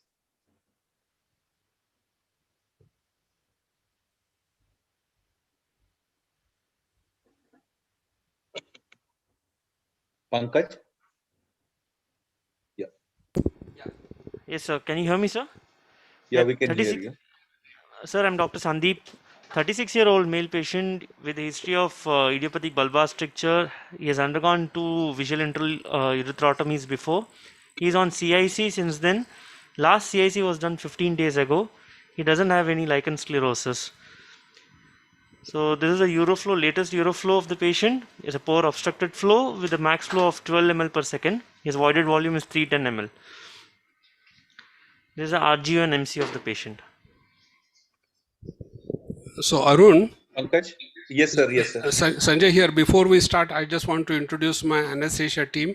Dr. Sudhir Phadke. Yeah. This is in the red shirt. We have Dr. Mohan Swami here. Yeah, he's in another OT. Okay. Dr. Sudhir Phadke was in the main theater and Dr. Swami is in the second theater. We are lucky to have these 2 senior anesthetists. Now Pankaj will take over. Okay. Yeah, that's Mohan Swami. Thank you, sir. Pankaj. Yes, sir. Hello. Good morning, everyone. Thank you, USI and ISU for this opportunity. So, Sandeep has presented the case, I presume. Little louder, Pankaj. Sandeep has presented the case, I presume. So, this is a long bulbar stricture. I'm using a 4.5 French ureteroscope to do a urethroscopy. The connection is taken directly from the camera, so you might see a Sir, just a minute, sir. Sir, just a minute, sir. Please hold on. Yeah.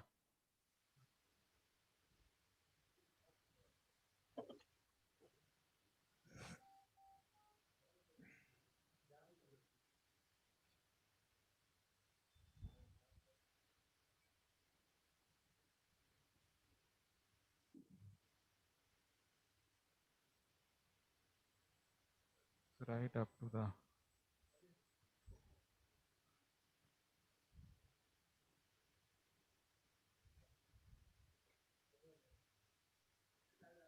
नाही मला माहिती नाही. Babu asked me to stop. Yes, sir. Just a minute, sir. Yeah. We didn't get it in scope. No, forget the scopy. You can show the scopy through the external camera. That's okay. Because just show it through the external Okay, sir. camera. Don't worry about the glare. Okay. Is everyone able to hear it? Yeah. Yes, Pankaj, we can hear Yeah, you. yeah. So You they were have trying already to take placed a. the guide wire and you are going Yes, I with the have. scope. And this scope is Absolutely. pediatric ureteroscope. Yeah, it's a pediatric Yeah. 4.5. It's a adult 4.5 inch ureteroscope. So we can Okay. see a long bulbar stricture which is going right up to most proximal bulbar urethra, and only about a centimeter of the proximal bulb is normal. This is the veru, and then I'm going to just go and see the bladder, because occasionally we find stones inside the bladder. Now, since this is a relatively near obliterative stricture, I've pasted the guide wire. Otherwise, what we routinely do is we just inject methylene blue. Okay. Pankaj. Yes, sir. This patient was on self-calibration Yes, sir. for the last 15 days. Any comments Yeah. on giving a urethral rest and making him stop and then taking him? So for we saw this urethroplasty? patient about a week ago when his Euroflow was about Qmax of 20 and he had dilated.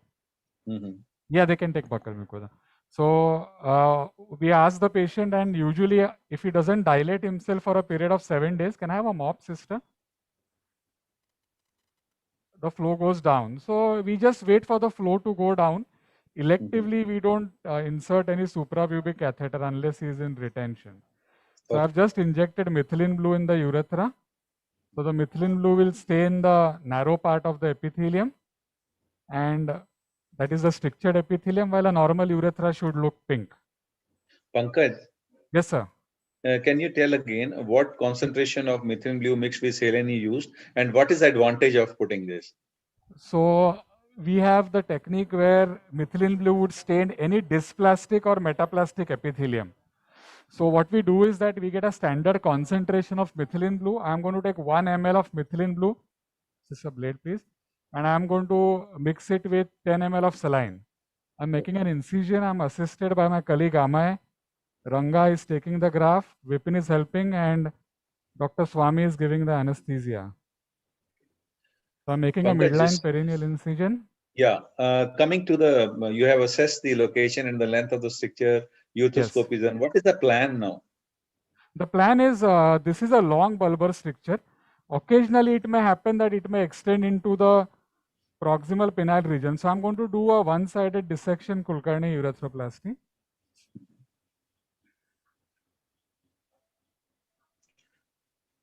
So we can see nice vessels in the perineum.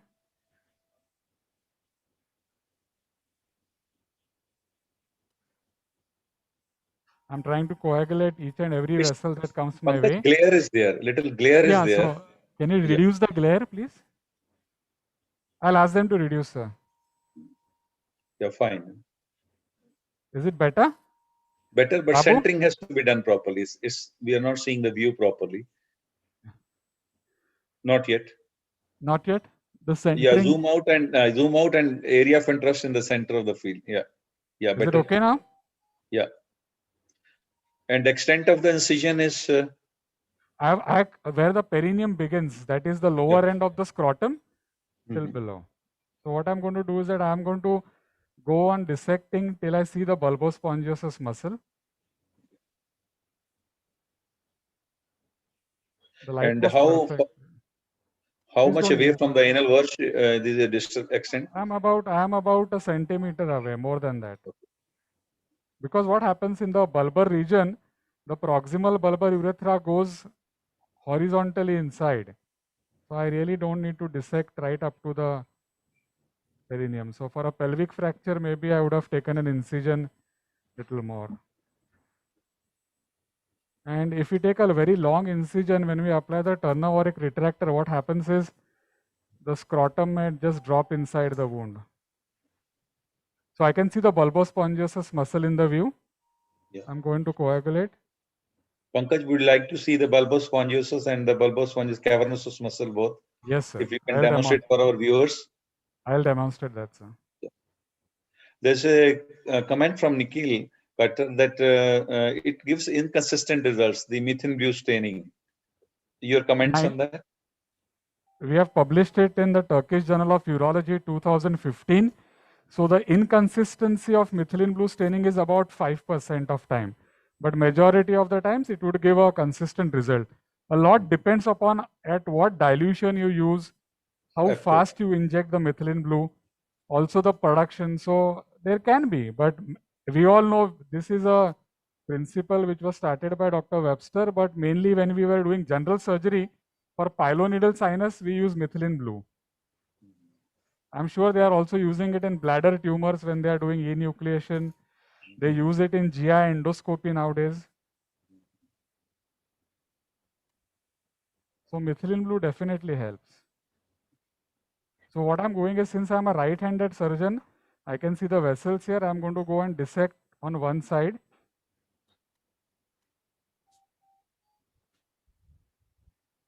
Occasionally patients have a leash of vessels on this side, so I'm going to be a little careful when I dissect there. So can you dab please? Yeah. So the idea is I can see the upper border of bulbous spongiosus muscle, and only when I see that will I apply my retractor. There is always a transverse vein which goes here. So that is my landmark actually. This is not a named transverse vein, but I usually see it many a times. Yeah. Retractor please. I'm applying a Turner-Warwick retractor.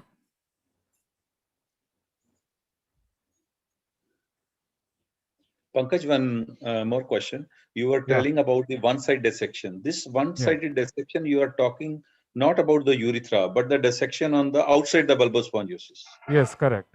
Okay.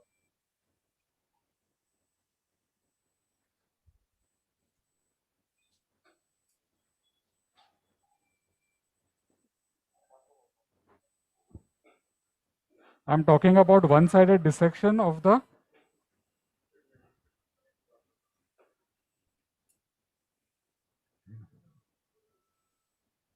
muscle, bulbous spongiosus muscle. So I've just applied my retractor. I'll see any bleeder there. So as said, Holkar, can you adjust my light please? So the bleeding always takes place from the perineum. It is usually not the urethra. So you can see a perineal vessel which I was talking is bleeding here. Pankaj, no, the question will be whether you are having a dorsal approach or a ventral approach. So it looks like you are going a dorsal approach. Yes, I'm doing a dorsal approach because this is a long bulbar stricture.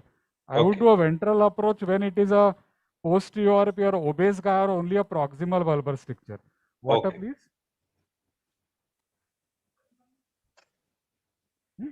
Put water. I'm just going to readjust my retractor. Sister Rhoda, can I have the scissors, please? So you can see the bulbous spongiosus muscle. The fat belongs to the perineum. I'm just going to dissect in between. Suction, please.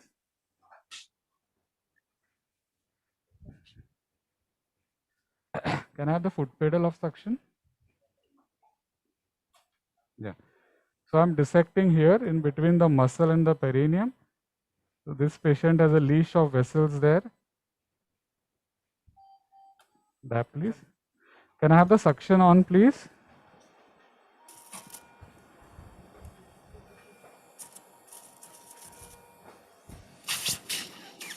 So I'm going to go on one side. Yeah.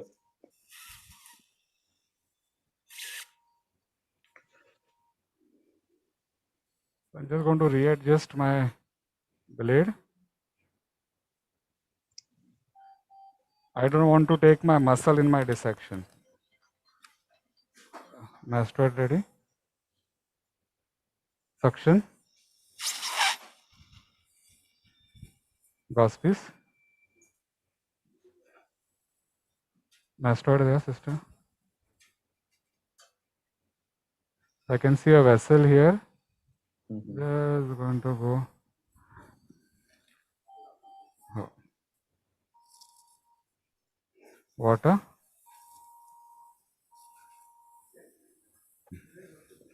So I'm going to apply the mastoid here.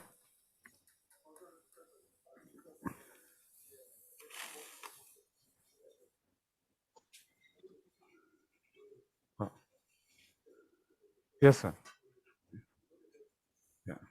So if you can see, these are the perineal vessels here, what I can see. So I'm going to be very gentle in dissecting here till I see the corpora. So the patient's left corpora is going to be my landmark. Some patients tend to have more vessels here.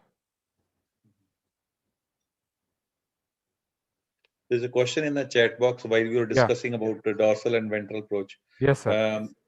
Is this case suitable for Asopa's urethroplasty?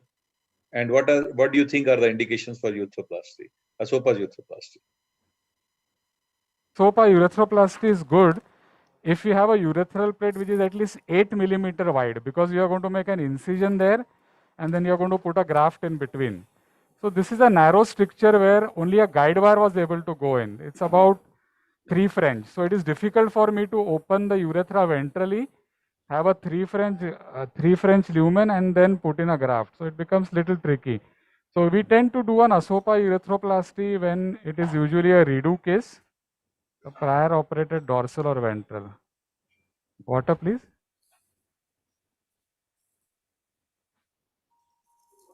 So there are 3 ways in which we can do a urethroplasty. So the first way is a dorsal approach with a traditional Barbagli technique where I would have opened the muscle in the midline and done a circumferential dissection.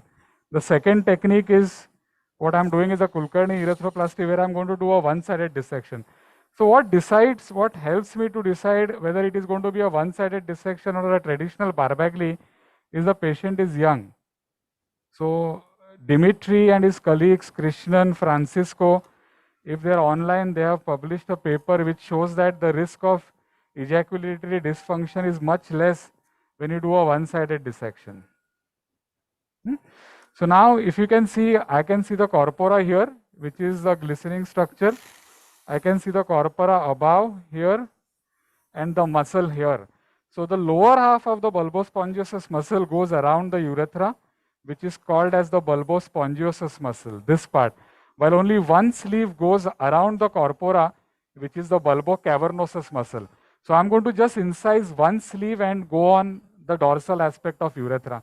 So what Larry Baskin suggested is that whenever it comes to the nerve supply of the muscle, it comes from the midline and this is how it goes. So by doing one-sided dissection, we are preserving the nerve supply of the muscle.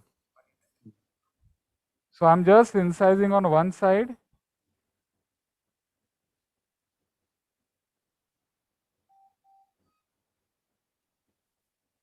Can you see the muscle incision?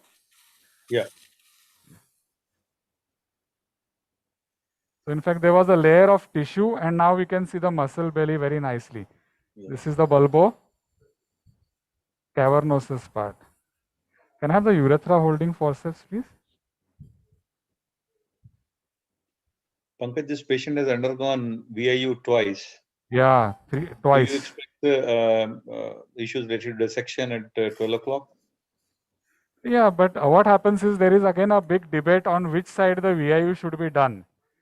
So technically, if you read in our unit, if it is a bulbar urethra, we would do a VIU at 6 o'clock. Why? Because the sponge is more dense at 6 o'clock. When it comes to a 12 o'clock position, when we try to DVIU, we may tend to enter into the corpora. And then there is a risk of bleeding. So technically, this is what, if you read Robin Smith, a chapter by Richard Tanna Warwick, Dr. Kulkarni's guru, he has described very nicely that why VIU should be done at 6 o'clock in the bulbar urethra. So we always do VIU at 6 o'clock position. In the bulbar, in penile urethra, no VIU. Yeah. So there's a chance that, if you see how VIU is being done, a lot of force gets applied while doing VIU. Absolutely agreed. Yeah, so there is a chance that the urethra goes in between the 12 o'clock position. If you have if you are able to see, the dissection is slightly difficult at this level. Okay. Do you think that the stricture limits have been increased by DVIUs? Stricture, sir? The stricture limits, the length of the stricture has been increased by the previous Yeah, DVIUs? yeah. So definitely it increases, because what happens when we do a DVIU, we don't restrict to the area of stricture. We tend to go more proximal and distal. So this is the one-sided dissection that I'm doing. And what is the ease is that suppose the stricture is long, I can just invaginate the penis and do a pan-urethral stricture. So if you are able to watch, the dissection is slightly difficult here. And what I'm doing is that I have made my scissors horizontal. So I'm going across the midline.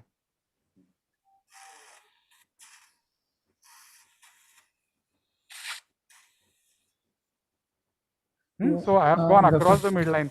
So occasionally people say that this is a dorsolateral urethroplasty. No, it's a perfect dorsal urethroplasty. Can you see the corpora on the other side now? Yeah. So with one-sided dissection, we lose the perforator, but we keep a circumflex vessel on the opposite side intact. Am I right? Correct. Ashwini Nani. Yeah, we keep the opposite side intact. So if you see, this is all intact. The neurovascular tissue on the right side of the patient is intact. Yep. Yes, sir. So how far you go on the opposite side? What is the landmark? So if we look, this is the midline. I'm exactly equal on the opposite side. So I'm going to lift it about a centimeter laterally. So my graft width is going to be about 1.5 centimeter. So I need 7 mm on each side. So this is the corpora, this is the midline, and I am equally on both the sides. So in this patient, I am just going to reapply the mastoid. There's a chance that I might have to go a little proximally. So I'm going to dissect here. There might be a blood vessel here. Suck, please. Pankaj? Yes, sir. What instruments you are using, the scissor and the forceps, the viewer want to know. I'm using a ceramic tip scissor as I used yesterday, and I'm using a plain. This is like a urethra holding forceps or a sponge holding forceps. Okay. Pankaj, another thing, for the sake of viewers, especially the residents, can you tell us, you have seen the urethrogram, you have done the urethoscopy. Yeah. So you know what is the length of the urethral plate, how you will decide the width of the graft? So, no. So what happens is my colleague, the one who is helping on the camera, is they're having an internal communication. So I lose my volume in between. So what happens is the width of the urethral plate is about 3 millimeters to 4 millimeters. That's the size of the guide wire. So my graft is going to be 1.5 centimeter wide or 17 mm wide. And I'm going to show how we are going to reconstruct a 30 French urethra. So my one-sided dissection is done. So, Chawla sir, you can see the corpora on both the sides now. Absolutely, agreed. Can I have a dilator, 16 French? Yeah. Pass the dilator, give me a blade. So there is a small bleeder here which I will coagulate. So I don't want to coagulate a lot dorsally. So once I quilt the graft, the bleeding will stop. So, what's the dilator? Dilator. Blade, please. Yeah. So you can see a 16 French dilator has come inside. So what decides dorsal ventral is this is the upper border of bulbospongiosum muscle. If my stricture is going to be distal to the border, I'm anyway going to do a dorsal. If the stricture is inside, I can do a ventral. Once we open the sponge, we see the sponge is wide, we can do a ventral. In a post-URP stricture, we have the omega-shaped sphincter, which is deficient posteriorly. I don't want to do any dorsal only, so I would do a ventral. But this is what my guru has taught everyone is whenever in doubt, open the urethra distally and dorsally. So if you can see a 16 French dilator is passing very easily up till there. So I'm going to, my scrub nurse is just going to hold the dilator and I'm going to open the urethra at 12 o'clock. Pankaj, what should be the width of the sponge to do a ventral only? At least it should be 1.5 centimeter wide. Okay. The best part about the audiovisual team is they have given 2 monitors where the camera is being relayed live. So my scrub nurse is actually watching in the TV and assisting me. So that's the best part of the live transmission. Routinely also we have a 4K TV in our unit. So it becomes very easy. So she has just helped me. Can I have a scissor, please? Yeah. So I have opened the urethra at 12 o'clock. Now I'm going to go across and do a dorsal urethrotomy. So if you can see, I'm incising the urethra exactly at 12 o'clock. Good. And I will show you in a minute that how methylene blue nicely stains the stricture. Can you see the methylene blue staining? Yeah, we can see that. Remove.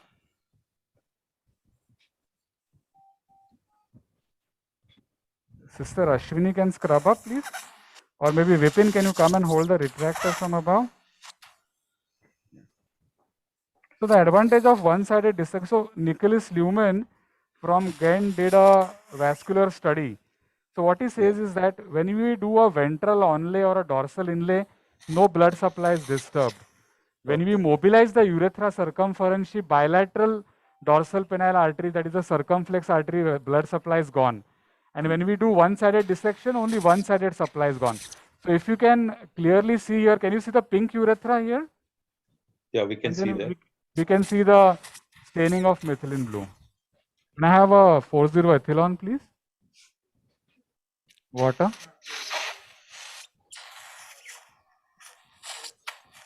So I'm going to take 2 stay sutures.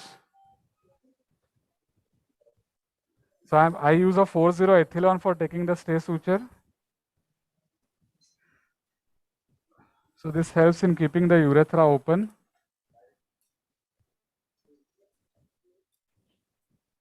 So this is one distal stay suture. I'm going to take one proximal stay suture.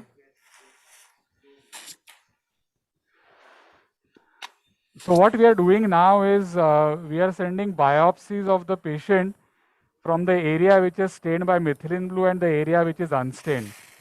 So when the biopsy is stained, we label the biopsies separately. And when the formalin is used for fixing, the methylene blue staining goes away. But it is very clear that the methylene blue stains the strictured epithelium. Can I have the head up, please? Broad forceps. Can I have the head what up? are you studying in the biopsy? We are going to study the level of spongiofibrosis and whether stricture is present or not. So I am passing a Debicki's forceps inside. Fatke sir, I want a head up, please. Yeah, thank you. Thank you. Scissors. So what I'm going to do is that I'm going to go slightly here on one side because I want to enter into the good part of urethra. I'm going to dissect this. Amay, please suck.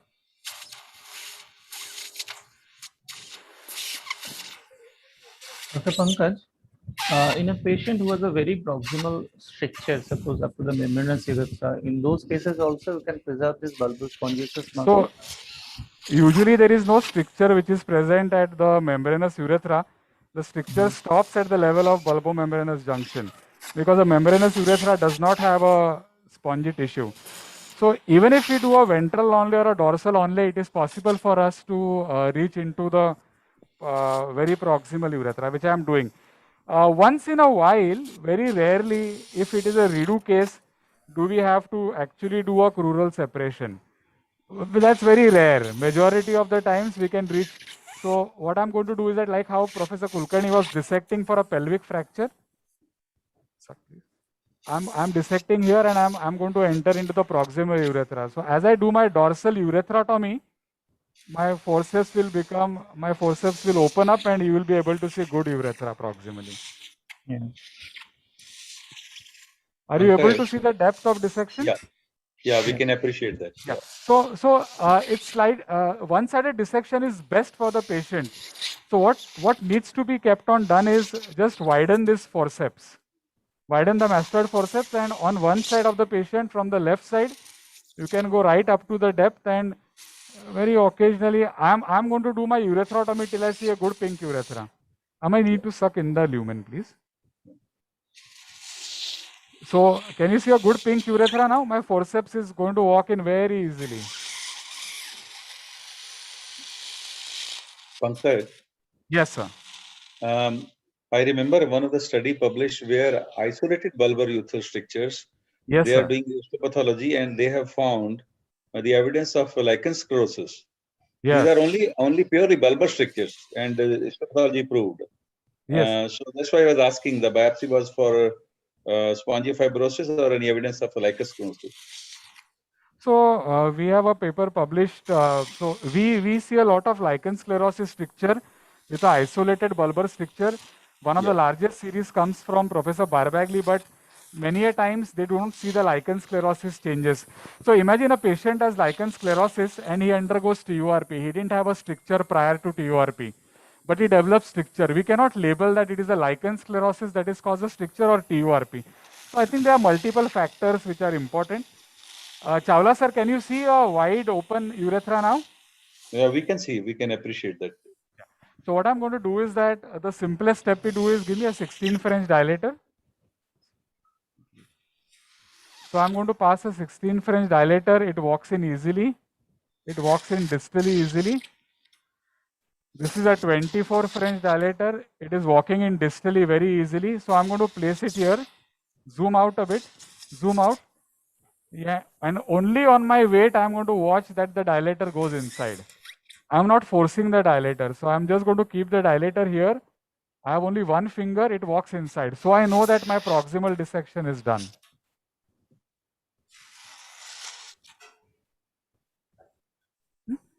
So it's a long stricture, but mainly a proximal stricture. So given a choice between a dorsal and a ventral onlay, I would do a dorsal onlay in this patient because it is a long bulbar stricture. I'm taking a small part of spongiosa. We are going to send it for histology, and I'll share the histology with you, Chawla sir. Because this is an idiopathic stricture. If the cameraman is able to zoom inside, you might just see the beginning of cristae semilunaris, which is that of the veru. Can you watch that? Yeah, we can see that. We can see that. The other important factor in a bulbar stricture, factor in a bulbar stricture is this DeBakey forceps is lying horizontal to the ground because the urethra has walked inside horizontally. So this is very important. So if my DeBakey's forceps is lying little vertically, I know my dissection is incomplete. When it lies horizontally, I know my dissection is pretty good. So it is in the depth, but I can nicely see the anterior wall of urethra, and I can see a pink urethra. I'm beyond the white ring of the urethra by almost a centimeter. Can I have the graph? You can appreciate that Yes, the sir. forceps is quite nicely widely open. That means you Yes, have sir. come to almost normal urethra. Am Yes, I right? sir. Yes, sir. Hold it. Don't leave it. Yeah. Can I have the 40 Vicryl? So this is a wide open urethra. I can appreciate from here. Water, please. Amma, you should put water. Graft. So while I was doing surgery, my colleagues Sriranga and Vipin have harvested me a buccal graft. Can I have a mop, please? So what we do in our unit is... Can we have a camera there also in the area where the donor area where the graft is? They have already harvested the graft because it's a live workshop and a limited time. But if you go to the YouTube channel of the Kulkarni Institute, we have a nice video of harvesting the buccal graft as well as the lingual graft. Mosquito? Pankaj, there's another question which was in the chat box. They wanted to know from you the native urethral plate, the width of the native plate, the width of the graft, and how much urethra you will get in the end. Scale. So for me to do an ASOPA urethroplasty, I need at least an 8 mm wide. So if you see at the narrowest part of the stricture, okay, this scale is little circular. So if you see at the narrowest part, it is about 7 millimeter, okay? And my graft is 1.5 centimeter wide. So 7 plus 1.5 is a 23 millimeter wide urethra. But what we propagate, which is the theory from our institute and Dr. Barbagli's institute, is on one side I'm going to do a mucosa to mucosa anastomosis, and on the other side I'm not going to do a mucosa to mucosa. I'm going to anastomose the sponge. So I have a raw area of 5 millimeters, so I'm going to create a 30 millimeter wide urethra.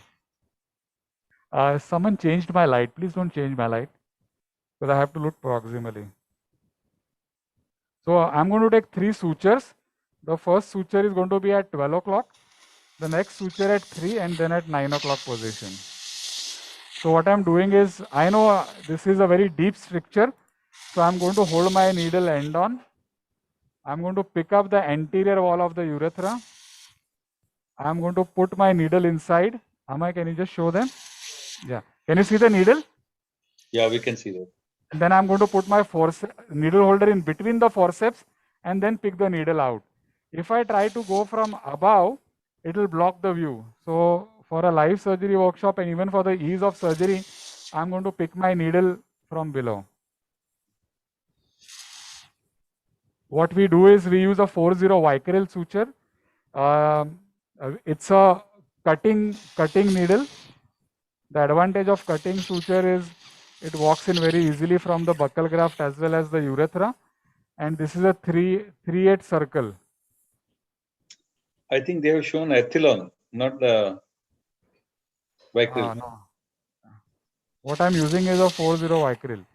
Yeah. So then I'm just going to rotate my DeBakey's till I see the right edge of the urethra.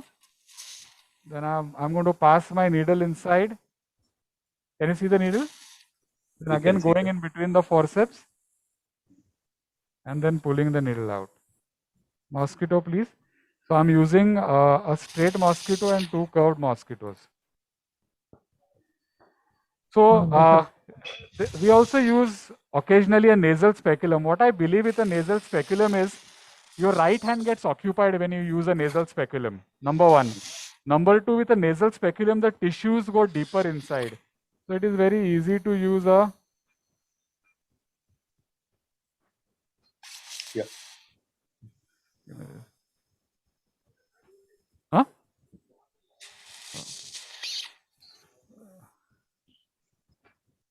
Panimar, please. Dr. Pankaj, there is a question in the chat box. Yeah. How did you decide the length of buccal mucosa? Here you have, before delineating the length operatively, the graph. How did we decide the length of buccal mucosa? So we assess the length of stricture. In our unit, it is standard for us to harvest a buccal graft of about 7 or 8 centimeters. We know it's a long bulbar stricture, so we have harvested the graft accordingly. So it is possible for us to harvest about 10 centimeter long graft from one side. So I'm just rotating the DeBakey's. Can you see my suture coming inside? Yeah, we can see that. Yeah. So this is my third suture, which is at 3 o'clock my time.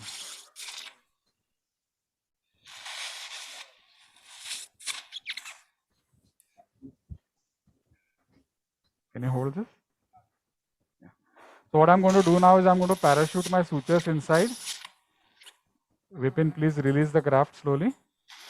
So this is an easy technique where the graft really goes in. I can say that this is much deeper stricture than what the urethogram showed. Suture cutting, please. Cut. This is Diwakar Dalila. Small question. Pardon me? This is Diwakar Dalila. Small question about have you been using grafts from the lower lip, the labial graft? In our unit, we never pull the graft up, Vipin. In our unit, we never use a lip graft because whenever it's been proven in the literature that though many urologists say the lip graft is more supple, the complications of ectropion and the lip having a scar is much more as compared to that of a chick. So we never use a lip graft even for hypospadias in our unit. If you take proper precautions, the limits of the incision, saving the 1 million of the lip and not to go into the dento, groove, the gingival groove, then you don't have these complications of ectropion and all those problems. Yeah, so what happens in our unit, we are always referred with patients which have a long bulbar stricture. We never get a short bulbar. So we always need to harvest long grafts. Scissors.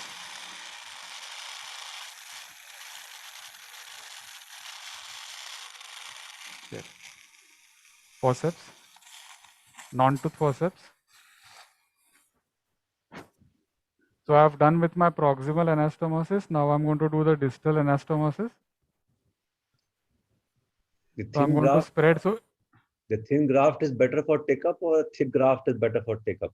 The so buccal if you graft is very thick and labial no, so graft is if, thinner. so what happened is Dr. P.P. Saleh has published this. So if you go by the standard terminology, they always say defatting of the graft. Actually, there is no fat tissue in the graft. What is there in the yellow part of the tissue, I want a mosquito up there, is submucous plexus of vessels. So we never make the graft thin. This one, Mama. So we keep the graft thick. What we remove is only the muscle bits of the graft. Cut, please. So he was doing a two-stage urethroplasty where he was doing what is called as the BRCA technique. And while doing the BRCA technique, what he found was that the graft that he had quilted did not take up, while the graft which his fellow had quilted had taken up at the end of 6 months. So he asked his fellow, what happened? So his fellow says that I kept the graft thick. So then there was a study which studies the histology of the buccal mucosa. So if you send this for histology, usually a buccal graft is 7-layer thick, 7 layers of epithelium. So, and below the 7 layers of epithelium is the submucous plexus of vessels. So it's always better to keep the graft thicker rather than make it thin. So making it thin was an old concept, but we keep it pretty thick. We just remove the pink muscle bits of the graft.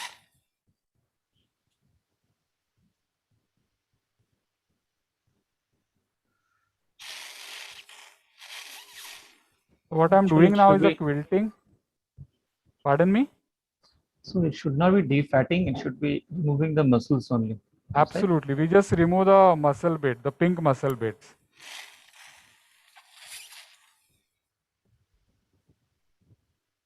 Pankaj, Yes, sir. Dorsal versus ventral, Yeah. and one-sided versus circumferential. The effect on post-micturition dribble and ejaculatory dysfunction. Your comments on that? Yeah. So whenever we do a what is the reason for post-micturition dribble is that the urethra becomes wide. So a lot of urine gets accumulated.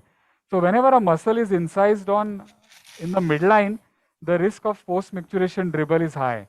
But even when we do a dorsal onlay, the risk still remains. So roughly, if you take an estimate, if you're doing a dorsal onlay, about 20% of patients will complain of a post-micturition dribble. But between a dorsal onlay and a ventral onlay, we have the perineal nerves which are there, the erectogenic nerves which are there at 5 and 7 o'clock. So the chance of damaging the nerves is least when we do a ventral onlay or an ASOPA. So technically the risk of erectile dysfunction is lesser. But when they analyzed all these things in the multi-center study, which was a randomized control trial between the various techniques of dorsal onlay, what they actually realize is as the stricture becomes more wide because of augmenting with the buccal graft, the ejaculatory function improves. So given a choice in a young sexually active male, we will do a ventral onlay, otherwise a dorsal onlay.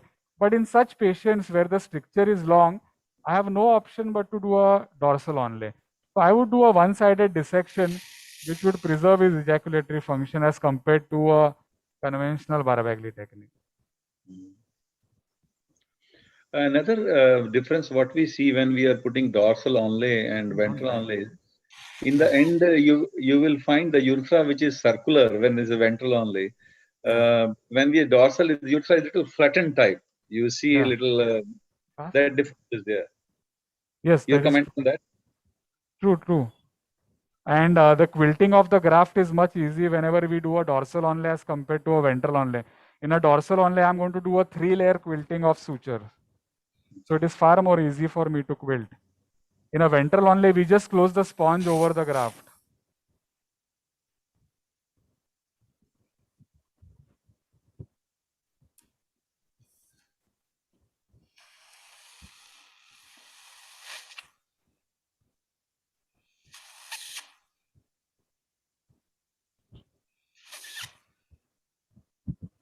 So this is my third row of quilting which I'm doing.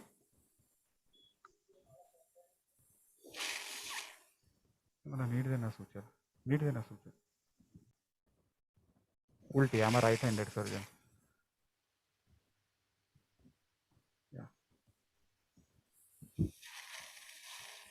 Dr. Pankaj, there is a question from Dr. Sanand. Do you close the graft site or not? No, we will leave it open. So we tend to close the graft site if I'm going to do an elliptical shape of the graft. But otherwise, I would keep the graft side open. So various studies are published whether to close or leave it open. But it is easy to close the graft site if you have harvested a small graft. In a long graft, it is far safer to leave it open. It heals well. So post-operatively, we tell the patient at the end of 3 hours, once he wakes up completely from anesthesia and sedation, he can have ice cream, no hot and spicy food for a period of 2 weeks. And we ask him to blow his cheek and he does the cheek exercises. So in fact, in one of the presentations, while we were making, I had a patient whose bilateral grafts were harvested 11 years ago, excellent mouth opening. Problem is when they have a tobacco chewing, there is a chance that there is an oral contracture or a submucous fibrosis. High risk in that. Very occasionally, we come across patients who has some mouth opening problems after this graft. Yes. So anything can be done in those patients, your experience? So what we have seen is that in case there is an oral submucous fibrosis, that time what we do is that we prefer taking a lingual graft. If this patient does not have lichen sclerosis and the mouth opening is very poor, so maybe about 3 or 4% of our total series have we harvested a preputial graft and done urethroplasty. So we have had patients who have had oral cancer, they have had mandibular resection done. So it is not possible, radiation in the mouth, and they have developed a bulbar stricture. So it is not possible for us to harvest a buccal graft. That is the only time we harvest a preputial graft. Can I have the broad debakis, please?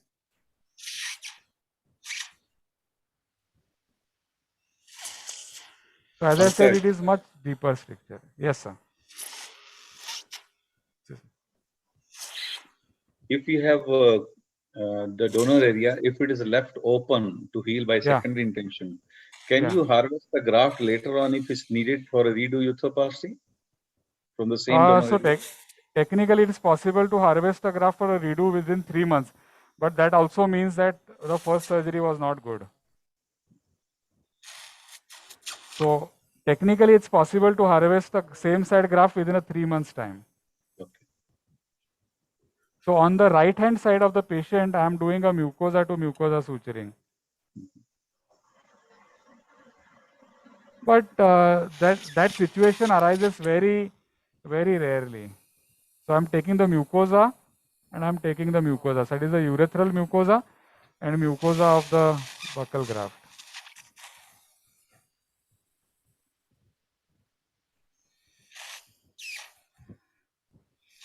So are you able to see the closing of the right-sided urethra? So I'm going to take a graft suture through the mucosa and I'm going to take a suture through the mucosa. You are leaving the spongiosum, am I right? Yeah, I am not taking the spongiosum. I can take a bite from the spongiosum, but I don't need to take.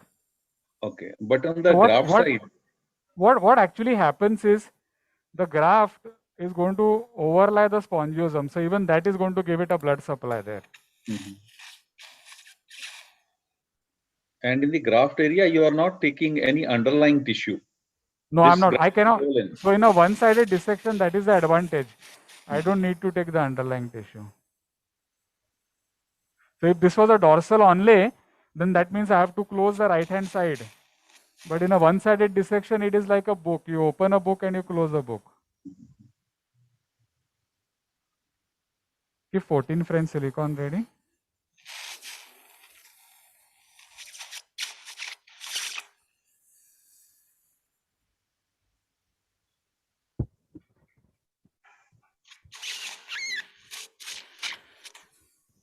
Pankaj, Yes, I sir. can see you're leaving the edge of the graft and not taking absolute edge of the graft to the absolute edge of the mucosa. Is that Pardon me, sir? I can see in some of the stitches that you didn't go to till the edge of the mucosal graft. Oh, is it? I'll take interrupted suture. So you have a extremely zoomed in view, so I can agree, maybe. Okay.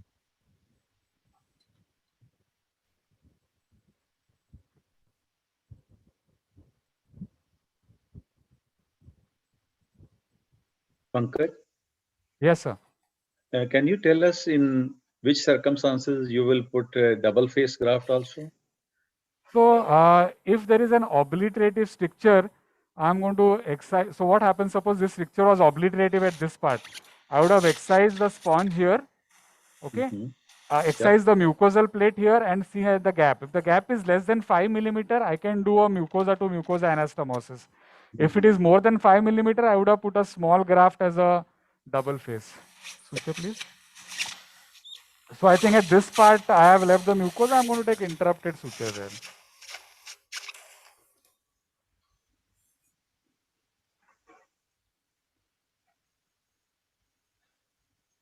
Is that okay, sir, now?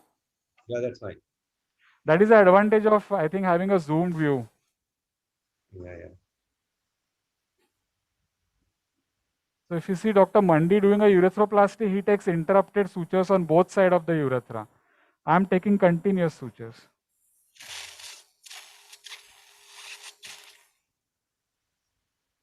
I think is that Dr. Dalela who pointed out this thing? Yeah, that's right. Dalela sir, is it fine now? That's fine, that's fine. I just thought maybe you're doing deliberately with the intention of No. inverting the graft. No. So what happens is the camera is on my right shoulder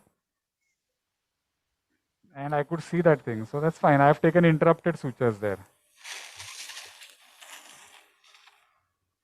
I just lift this to be, leave this, just hold this stable.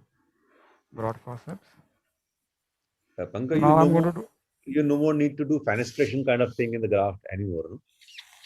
No? I couldn't hear you, sir. What are you saying? Yeah, previously people used to recommend making No, we don't.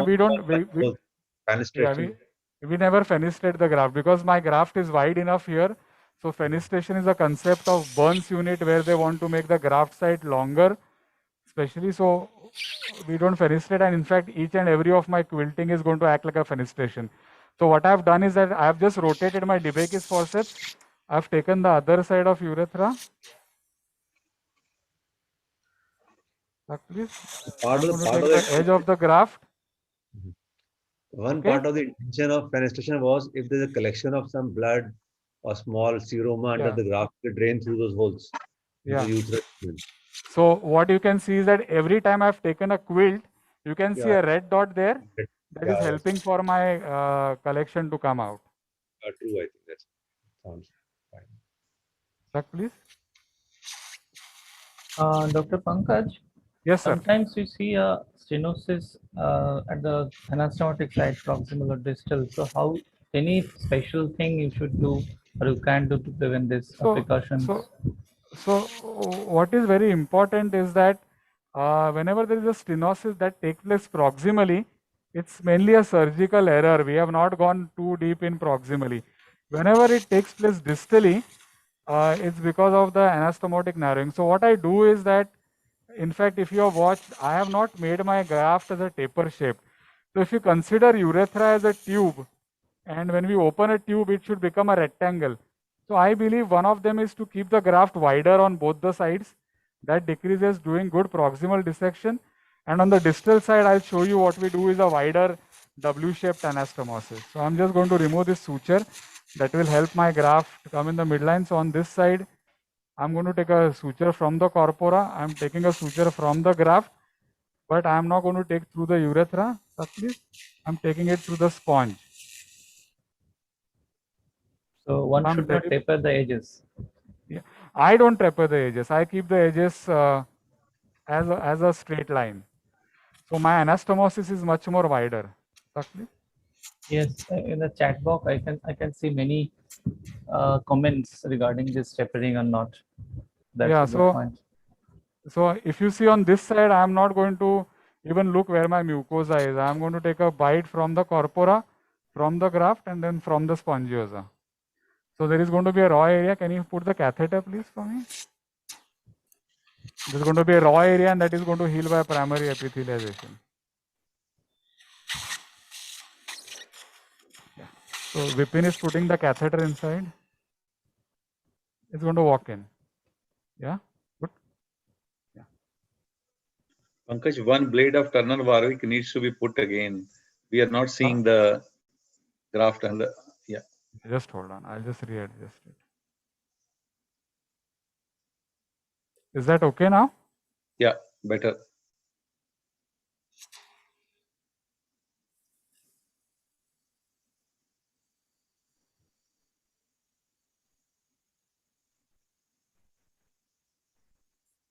I have placed the silicone catheter inside. Can you inflate the catheter, please? Sir फक्त वर पकडायचं रिट्रॅक्टरच्या ब्लेडची गरज नाही नुसतं हे वर पकड. Can you just flush? I want to see some urine come inside. Pankaj, this is Dr. Dalila here again. Yes, sir. How long do you keep catheter for this? So in our unit, we keep a catheter for 4 weeks. If you are doing a pedicle preputial flap for bulbar necrosis, we'll keep it for 6 weeks. So we have done a study jointly with Dr. Barbagli's unit and our unit, where at the end of 4 weeks, if you do a pericatheter urethogram, the leak rate is less than 1%. But the end of 3 weeks, the leak rate is about 5%. Okay, with this kind of, I would keep a catheter for 4 weeks. Okay. So with this kind of closure, where you've done buccal mucosa edge to the spongiosa, yeah, you don't discover any leakage from that point? Can I just hear the question again? No, on this side of suturing, Yeah. where you're suturing the graft edge to the spongiosa, not to the mucosa. Do you notice any extravasation here, any leakage here? No, not at all, because the sponge is going to cover my graft. So in fact, this area of the buccal mucosa will go and suture it, will have a epithelialization in that raw area. So we rarely see a fistula. I don't remember seeing a fistula or extravasation at all. It heals very well.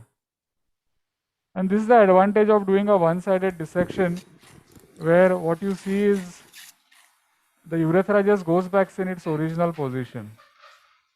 Can I have a scissor? So I just want to clarify a little bit, step in here. So I learned it from Dr. Guido Barbagli, who invented the dorsal only technique. He suggested that the patient will come to you only when the urethra is less than 10 French. Then the symptoms of obstruction will be there. This was a paper published by Joe Smith in 1960.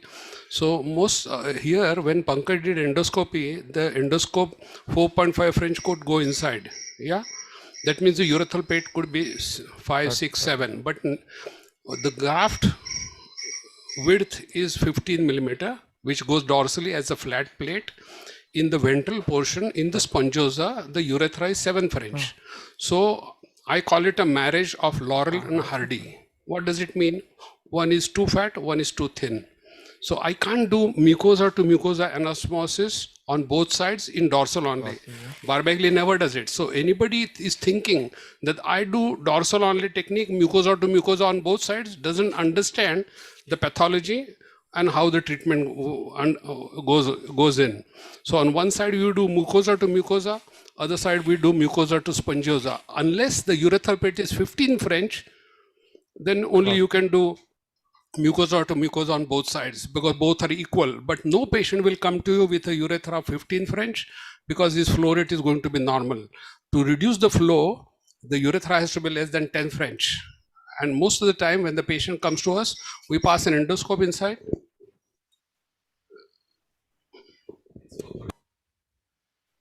Suture. So this was my bulbospongiosus muscle, which I'm going to suture back in its place.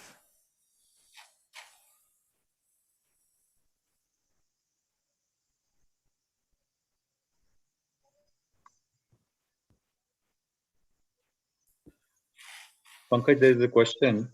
How to prevent the ring stricture at the proximal site?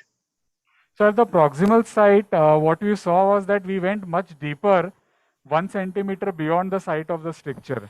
So that is the only way of preventing it. And I do not taper my grafts a lot when I do the proximal suturing. So I think a ring formation at the proximal area can take place, but the reason for it is mainly technical. So There go was another question. more deeper than what is essential. Yeah. There was another question from Tilane that why you want to close the spongia, not the mucosa. I think Dr. Sanjay has nicely answered that doubt. Yeah. Yeah.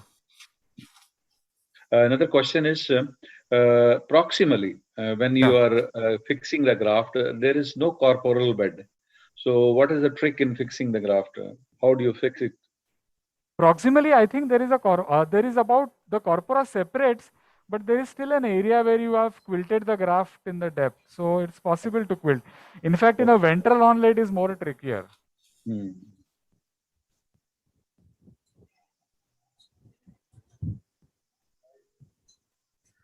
So now this part of the muscle is intact.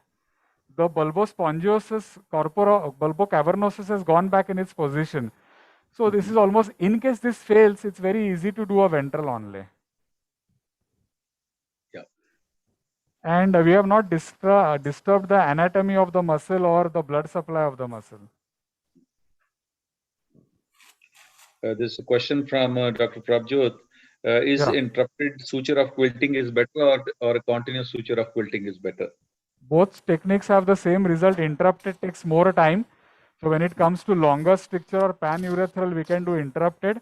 But in hypospadias, we do, in fact, in long stricture, we do continuous. In hypospadias, we can do interrupted suturing. So both techniques have the same result. There is no difference whether you do it interrupted or continuous. It is going to make any difference. It is just about saving time. Yeah. All you want is the graft to stay and take its blood supply from the corpora. Dr. Pankaj, another question on the YouTube. Do you expect any graft contracture or any minimal percentage of graft contracture when placed dorsally? It is difficult to assess the percentage, but literature says that 30% chance of attrition. But how can we assess how much? So when a urethroplasty fails and the urethra becomes narrow, what has gone bad? Has the graft not taken or has the spongiofibrosis increased? So it's very difficult to assess graft contracture, especially in a urethra which you have closed. But if I can answer the question differently, when it comes to the level of hypospadias, we see many a times when we do a BRCA surgery, the graft contracts by almost 20 to 30%. So yes, there's a 30% attrition risk. Dr. Pankaj, while you have started closing, the messages of appreciation have started pouring in. Yes, sir. Pankaj, Diwakar Dirla here, small question. Yeah. Have you, in your follow-up, maybe after 6, sometime have done endoscopy of these patients? Some kind of uteroscopy to see what has happened to your graft, how does it look like from inside? So what we do is that we ask them to do a uroflow at the end of 3 months. So one is at the catheter removal, which is at 4 weeks, and then every 3 months they do a uroflow. So if the uroflow is fine, we really do not want to do an invasive procedure like an endoscopy.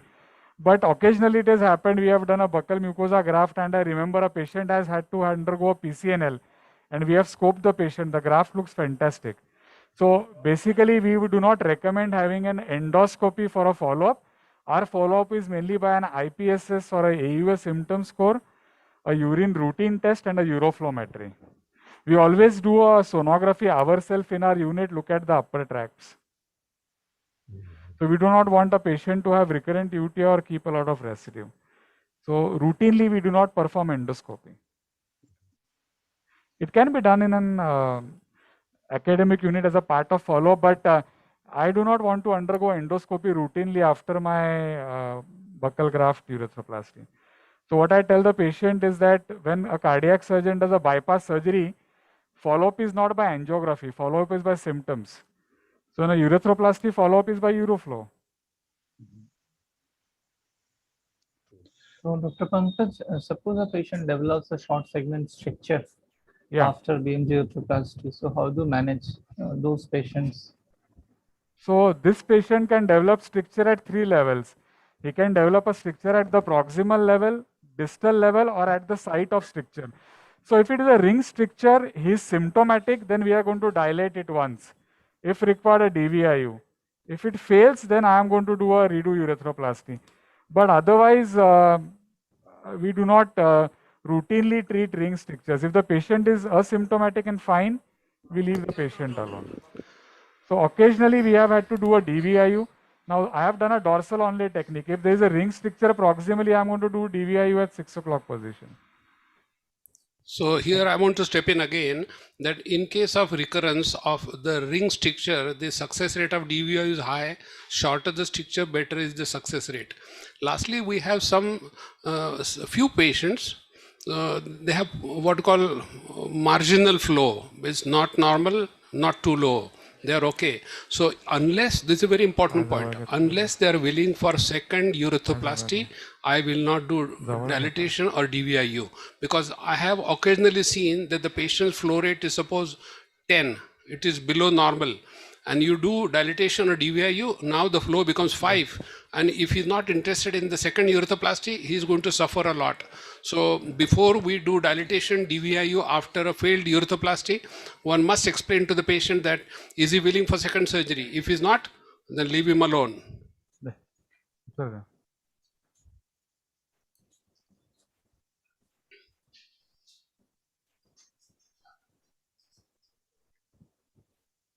Dr. Pankaj?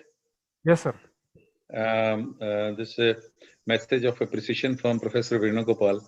Yeah. And that both demonstrations were excellent and the clarity of answer provided were of very high quality. Thank you, sir. And he's congratulating you and Dr. Sanjay. Thank you, sir. Thanks a lot, sir.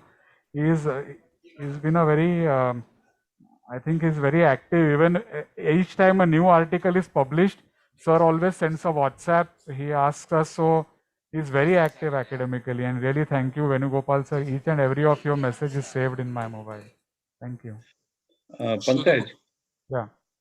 Pankaj, the two doubts which viewer wants to know again. The one, while Dr. Sanjay was asking, answering explaining the inequality of the plate and the graft, they missed the distal anastomosis, the graft and anastomosis. You can just show on a paper. And number two, they wanted to know again the indication of double face urethroplasty from you. Yeah, sure. So one is they wanted to know about the distal anastomosis, is it? Yes, they missed it because the spotlight was removed and it was not pinned. Okay. Okay, I'll just show in a minute. Can I have a glove, paper, and a pen?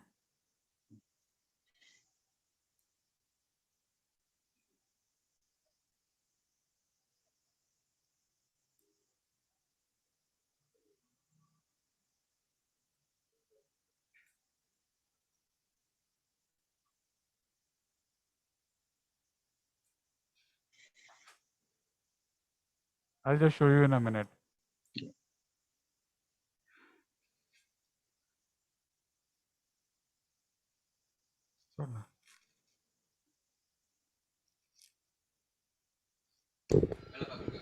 Cut, please. Pankaj, yeah.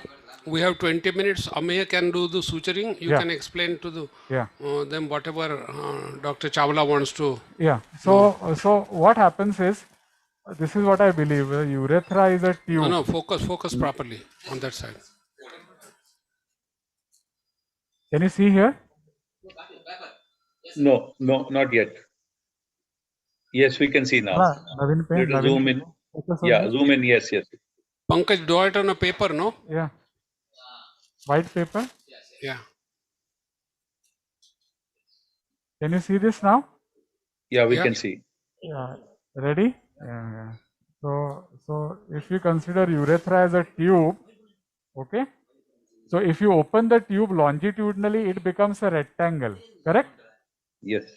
Yeah. So what I believe is that even if you are taking a cut on the dorsal aspect and it looks like an ellipse, I would prefer putting a relatively rectangular graft.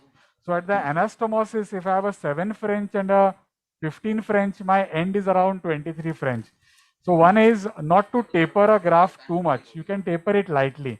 At the distal end, so if you have an open urethra like this, what you do is that you make two small V cuts here. So this opens horizontally. So what happens is, we call it an inverted W anastomosis. So once you have the distal opening, you just make two small cuts and it becomes a straight line. So you have a straight urethra and a straight graft. So this is one way of avoiding anastomotic narrowing at the proximal distal. But what is more important proximally is you should be able to see a nice pink margin, maybe occasionally veru. We are not going to incise the membranous urethra, but this margin where you suture the graft should be pink. So that is the way of avoiding a proximal and a distal narrowing. Now he can have a ring stricture here, he can have a stricture at the site or proximally, where we would do one DVIU or a dilatation. Dr. Pankaj. Yeah. There was a question from Dr. Shailesh Shah. Yeah. He's asking the placement of a ventral graft in the proximal urethra and the dorsal in the mid and the distal urethra. Your comment on that? Yeah, so what we do is that once we open and we see that the width of the sponge is more than 1.5 centimeter, we can do a ventral onlay. The problem with ventral onlay, as we go distally, the sponge becomes very narrow. So I cannot do a ventral onlay mid-bulbar urethra onwards. I have to do a dorsal onlay. So for a long bulbar stricture, I would do a dorsal onlay. Only for a short proximal bulbar stricture, I would do a ventral onlay. So what happens is, post URP, we always know that our bosses have taught us never come at 12 o'clock and make a cut at the level of veru. The patient becomes incontinent. So in 2016, AUA, they published a study which shows that the sphincter is an omega-shaped structure. So if I'm doing a dorsal onlay in a post-URP stricture, there's a chance I'll break this ring and the patient can have incontinence. So that is the only time where we go ventral onlay. We place a graft right up to the proximal membranous urethra or a very proximal bulbar urethra, where a ventral onlay is very essential. So in our unit, ventral onlay is done in a post-URP proximal stricture if the young and sexually active male with a stricture only in the mid and the proximal bulb, or a very obese guy. Otherwise, we would always do a dorsal onlay. Pankaj, the question here is, in the same patient, combining dorsal and ventral placement of graft. Yeah. So that what you're talking is a double phase. So now considering no. In proximally, you put a ventral graft. Yeah. In distal mid bulb, you put a dorsal graft. That's the question. Whether you can do that? Yeah, we can do that. So what happens is, post URP, the stricture can take place at the meatus, it can take place at the penoscrotal junction or the proximal urethra. So we have had a scenario where a patient has had a penile stricture, a distal bulbar stricture, normal mid bulb, and a very narrow proximal bulb. So you cannot do a dorsal onlay. So there, in this scenario, we do a ventral onlay in the proximal region, and distally we would do a dorsal onlay. So it's possible to do a proximal ventral and a distal dorsal. Possible. We have done that. Yeah, thank you, Pankaj. Thank you very much. And the second thing was about the width of the urethral plate. If the urethral plate is very narrow, okay, I would excise this urethral plate. If the gap is less than 5 millimeter, you would just suture it and do what is called as a stricturoplasty. If this gap is long, I would put another graft as a double face. So that is, Dr. Tony Mandi describes this as the non-transaction bulbar urethroplasty. So the concept is, open the urethra dorsally, short stricture, you can just close it horizontally like a Heineke mucolis. If not, you can do a stricturoplasty and a dorsal graft. So a dorsal approach, so if you go dorsally, you can do a dorsal onlay, you can do a stricturoplasty with a dorsal onlay, you can do a double face, you can transact and do an anastomotic, or you can do an augmented anastomotic. So 5 options. If you go ventrally, we have only 3 options. Either you put a graft ventral onlay, a dorsal inlay, or then a double face. So going dorsally is much more easier and much more versatile when it comes for long strictures. Yeah. So if you are putting a double face, it will be a dorsal onlay with ventral inlay, the Gelman technique. In this case, I would put a dorsal onlay with a ventral inlay. But if I open the urethra ventrally, I can do a dorsal inlay with a ventral onlay. So even that's a double. That will be parliamentary technique. Yeah. But literature-wise, it was first done by Sava Perovic and Yeah, Dr. correct, Barbarovi. correct. Agreed. Yeah. So this is how we treat. Majority of the times we get bulbar strictures, and doing a dorsal onlay is far more easy. The graft is quilted nicely onto the corpora. Pankaj, can you take one more question? Yeah, sure. This is the question related to post-URP strictures. Yeah. To avoid incontinence, it's better to do dilatation or urethroplasty. So this is a paper then. So what happens in a post-URP stricture? This question is related only to the proximal area, I believe. So yes. When Dr. Sphincter Kulkarni stricture. did, It's a sphincter stricture. yeah. So when Dr. Kulkarni did an endoscopy today, you could see the veru, and then you could see the membranous urethra for almost a centimeter. So in a post-URP, this is actually a proximal bulbar stricture and not a membranous stricture. So the risk of incontinence is high if I'm going to incise the urethra dorsally. But if I go in and put a graft ventrally, the risk of incontinence is low for the two reasons. When I'm doing a ventral onlay, I'm making incision only on the mucosa. I am not cutting the wall of the urethra. And the second thing is the omega-shaped sphincter is anyway deficient towards the rectum. So the risk of incontinence is very less, practically minimal whenever we do a ventral onlay. So we do not prefer. So if a patient has a TURP, he develops a stricture, he comes within the first 3 months, we'll do one dilatation. After that, we would do a ventral onlay technique. So history taking is very important. If we ask the patient, when your TURP was done and the catheter was removed, did you leak urine? If he says no, we know that the sphincter is intact. So urethroplasty is very easy to do. So Arun, yes, sir. I have great interest in this topic. I just want to explain that the post-URP sphincter stricture is a misnomer. We wrote about it. What you have to understand that there is not a lot of literature published on post-URP strictures. Okay, one is ours published recently.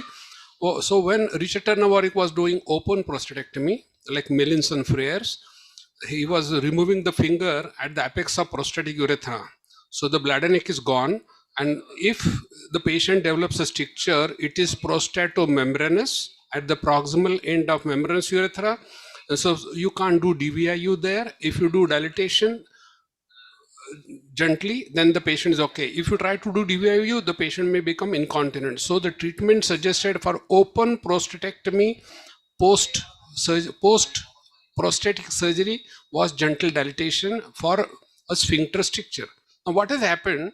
We changed from open surgery to TURP, and we continued to call post-URP stricture as sphincter stricture, which is a misnomer. So post-URP strictures are bulbar strictures. They can be close to membranous urethra. When you do DVIU dilatation, the patient doesn't become incontinent. If the patient gives history that after dilatation he becomes incontinent, don't touch him, because his bladder neck is gone, and then his sphincter stricture, which is the proximal end of membranous urethra, if it has been dilated, actually the stricture gives him continence. You understand? So post-URP stricture is always proximal bulbar. As Pankaj said, if I go dorsally, I have to incise the whole urethra. There is a chance of damaging the sphincter. If I do ventral onlay, I can incise only the mucosa, slide the graft inside. The chance of incontinence is rare. So the message today is post-URP stricture is never membranous.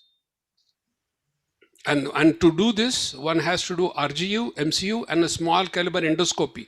What happens typically all over the world is you do TURP, remove the catheter, the patient is passing urine. 3 months later, he comes to you saying that my flow is bad. Do you think we do flow rate? And we dilate him. We don't do an endoscopy many times. We may do, but we have to do a small caliber endoscopy to establish the relationship between the stricture and the sphincter. And it is always completely different. The sphincter is intact here, but the patient doesn't become incontinent. But now with laser prostatectomy, what they do now is enucleation of the prostate. So the incidence of post-TURP incontinence is higher than after TURP. They may claim that it is zero. There is a reported literature saying that it could be up to 30%. I'm not saying that one technique is good or bad. but it could be temporary, but in some percentage of patients, it could be permanent.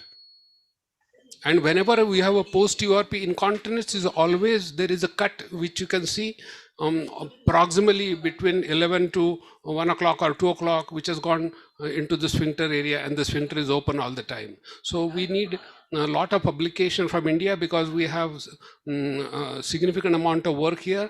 And if you see that our urethras are smaller compared to Western urethras, and the incidence of post-URP stricture, if you ask my friend Dr. Chahal from Punjab, he will say that he does not see post-URP strictures because the urethra is large there.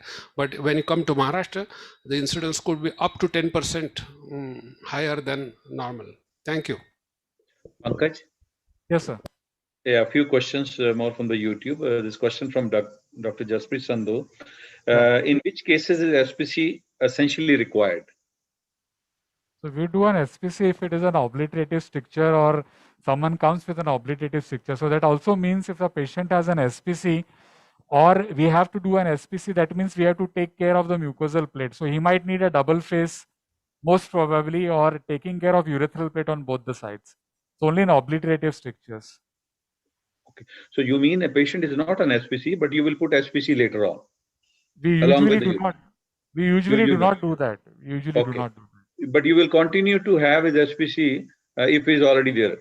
Yeah, we'll continue and we'll remove it at the time of catheter removal. There's only one situation where we have faced is they come with obliterative strictures. They feel they are passing urine, but we see a hydronephrosis, overflow incontinence. That is the time we put an SPC, wait for a period of a week or two, and then we do a urethroplasty. But that happens in about 1 in 100. But we have seen young men with a short obliterative bulbar stricture coming with renal failure.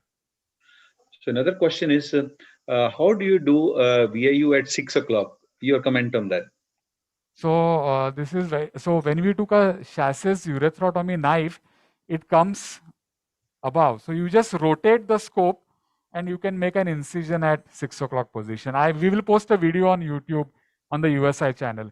So you have to go inside and instead of cutting on above, you just rotate your hand like how you do for a TURP and make a cut at 6 o'clock position. So it's basically the same instrument. Same instrument.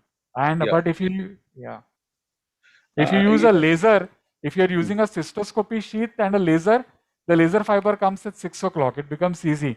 But that does not mean we are recommending using laser for doing a DVIU. Cold knife, laser have the same results, but in our unit, whenever we do a DVIU, we prefer using a cold knife. Yeah. Unless it is pelvic fracture, anastomotic ring where we use a laser. There's a mention of using a pediatric urethrotome for making incision other than 12 o'clock, 6 o'clock or 5-7 or the radial incision. That's one. Another question is, Pankaj, to you. On the need of urethral rest by placing SPC prior to urethroplasty, your comments on that. So if there's a paper which came from Keith Rook from Canada, where the waiting time for a patient who is diagnosed with a urethral stricture and by the time he comes to the OR is about 4 months. And in that period, 45% of his patients got retention. In our unit, we see a patient, they have a poor flow. So we do not face a situation where we have to put an SPC. We directly proceed with urethroplasty. So SPC mainly if there is a renal failure, hydronephrosis, or a situation of UTI not responding, that is the only time we'll put an SPC. So in short, in India, and especially in our unit, the waiting time for urethroplasty is 0. So a patient walks in the morning, in an hour he can be on the table. Right now, only for COVID, we have to wait for the RT-PCR, which takes about 8 hours. Thank you, Pankaj. I think we are almost covered with all the questions from Dr. Arun, can I make the Zoom chat as well as the YouTube? Can I Dr. Divakar, yeah. Yeah, on this issue of SPC and urethral rest, it totally depends upon what is the state of inflammation in the urethra when you're doing SPC. If you do an SPC or urethral rest, there will be occasion when a partial stricture will convert into a totally obliterative stricture. Urethra will heal with cross synechia and you will lose complete urethral plate. So SPC for urethral rest can sometimes become more harmful than the advantage. It will depend upon the state of inflammation of the urethra, which you cannot judge by any method. I agree. Yeah. In fact, putting an SPC and waiting can make this picture really longer and obliterative. That is what Dr. Dalila was trying to say. So before we close, I just want to say a few things. We can continue discussion for a few minutes. I want to thank Sun Pharmaceutical for sponsoring today's session. Then I thank my anesthetist. Are they there? Yeah, show my anesthetist. Yeah, Dr. Mohan Swami is a senior anesthetist, expert in cardiac anesthesia, and Dr. Sudhir Fadke is there, and Dr. Shiranga. Yeah, he is the one who took the buccal mucosa graft from Kakinada, and we have an excellent team here. Pankaj was assisted by Ameya Patil and Vipin Sharma from Indore. Ameya is there, and the nurses and the staff of the theatre. The cases were presented by Dr. Bafna here, and we have Dr. Marco Bandini from Italy as our fellow. So Sudhir, can you go inside the theater? Just say hello to them. Yeah. I'm sending my anesthetist. To you and your whole team, sir. No. They have taken a lot of efforts to get patients. We had 3 patients who came in, and we did their RT-PCR, and their test was positive. So we had to send them away. Not easy. So Dr. Sudhir Fadke is our senior anesthetist in the Theatre 1. Yeah. So I'm thankful to everyone, including Sun Pharma, and most important, the Urology Society of India for giving this opportunity to demonstrate this live surgery. Dr. Mallikarjun, then Dr. I also want to thank Dr. Tohid, our friend from Bangladesh. Thanks for joining. Dr. Keshav, Secretary, Dr. Rajiv Sood, and Dr. Arun Chawla. And my faculty today for commentary, Diwakar Dalila, Dr. Sarkar, and Dr. Arun Chawla. Thank you, everyone. Yeah, you can continue for a while if you want to. That was a great demonstration, Sanjay, and perfectly on time, the 9 to 12. Surprisingly, it was a fantastic precision at which you completed the cases in 2.5 hours each. That was a phenomenal demonstration. Congratulations to you and Pankaj both, and the team, and Anand and Co for a fantastic visuals which has been transmitted all across. Great demonstration, as usual. As usual. Anand is very important. He sent the team in spite of COVID, and fantastic. Yeah. Thank you, Dr. Sanjay. I'm extremely grateful to you and your team, and to Anand for sending his team in spite of difficult times, because there was a lockdown in Bangalore and he could not travel by road. So he had to fly them into Mumbai and then get them to Pune to do this. Excellent demonstration by Dr. Sanjay Kulkarni and Dr. Pankaj Joshi. It was wonderful timing and very clearly demonstrated no technical glitch. It was as good as attending a physical workshop, and we saw all these surgeries sitting at the comfort of home. I must also thank Lupin and Sun Pharma for sponsoring this event.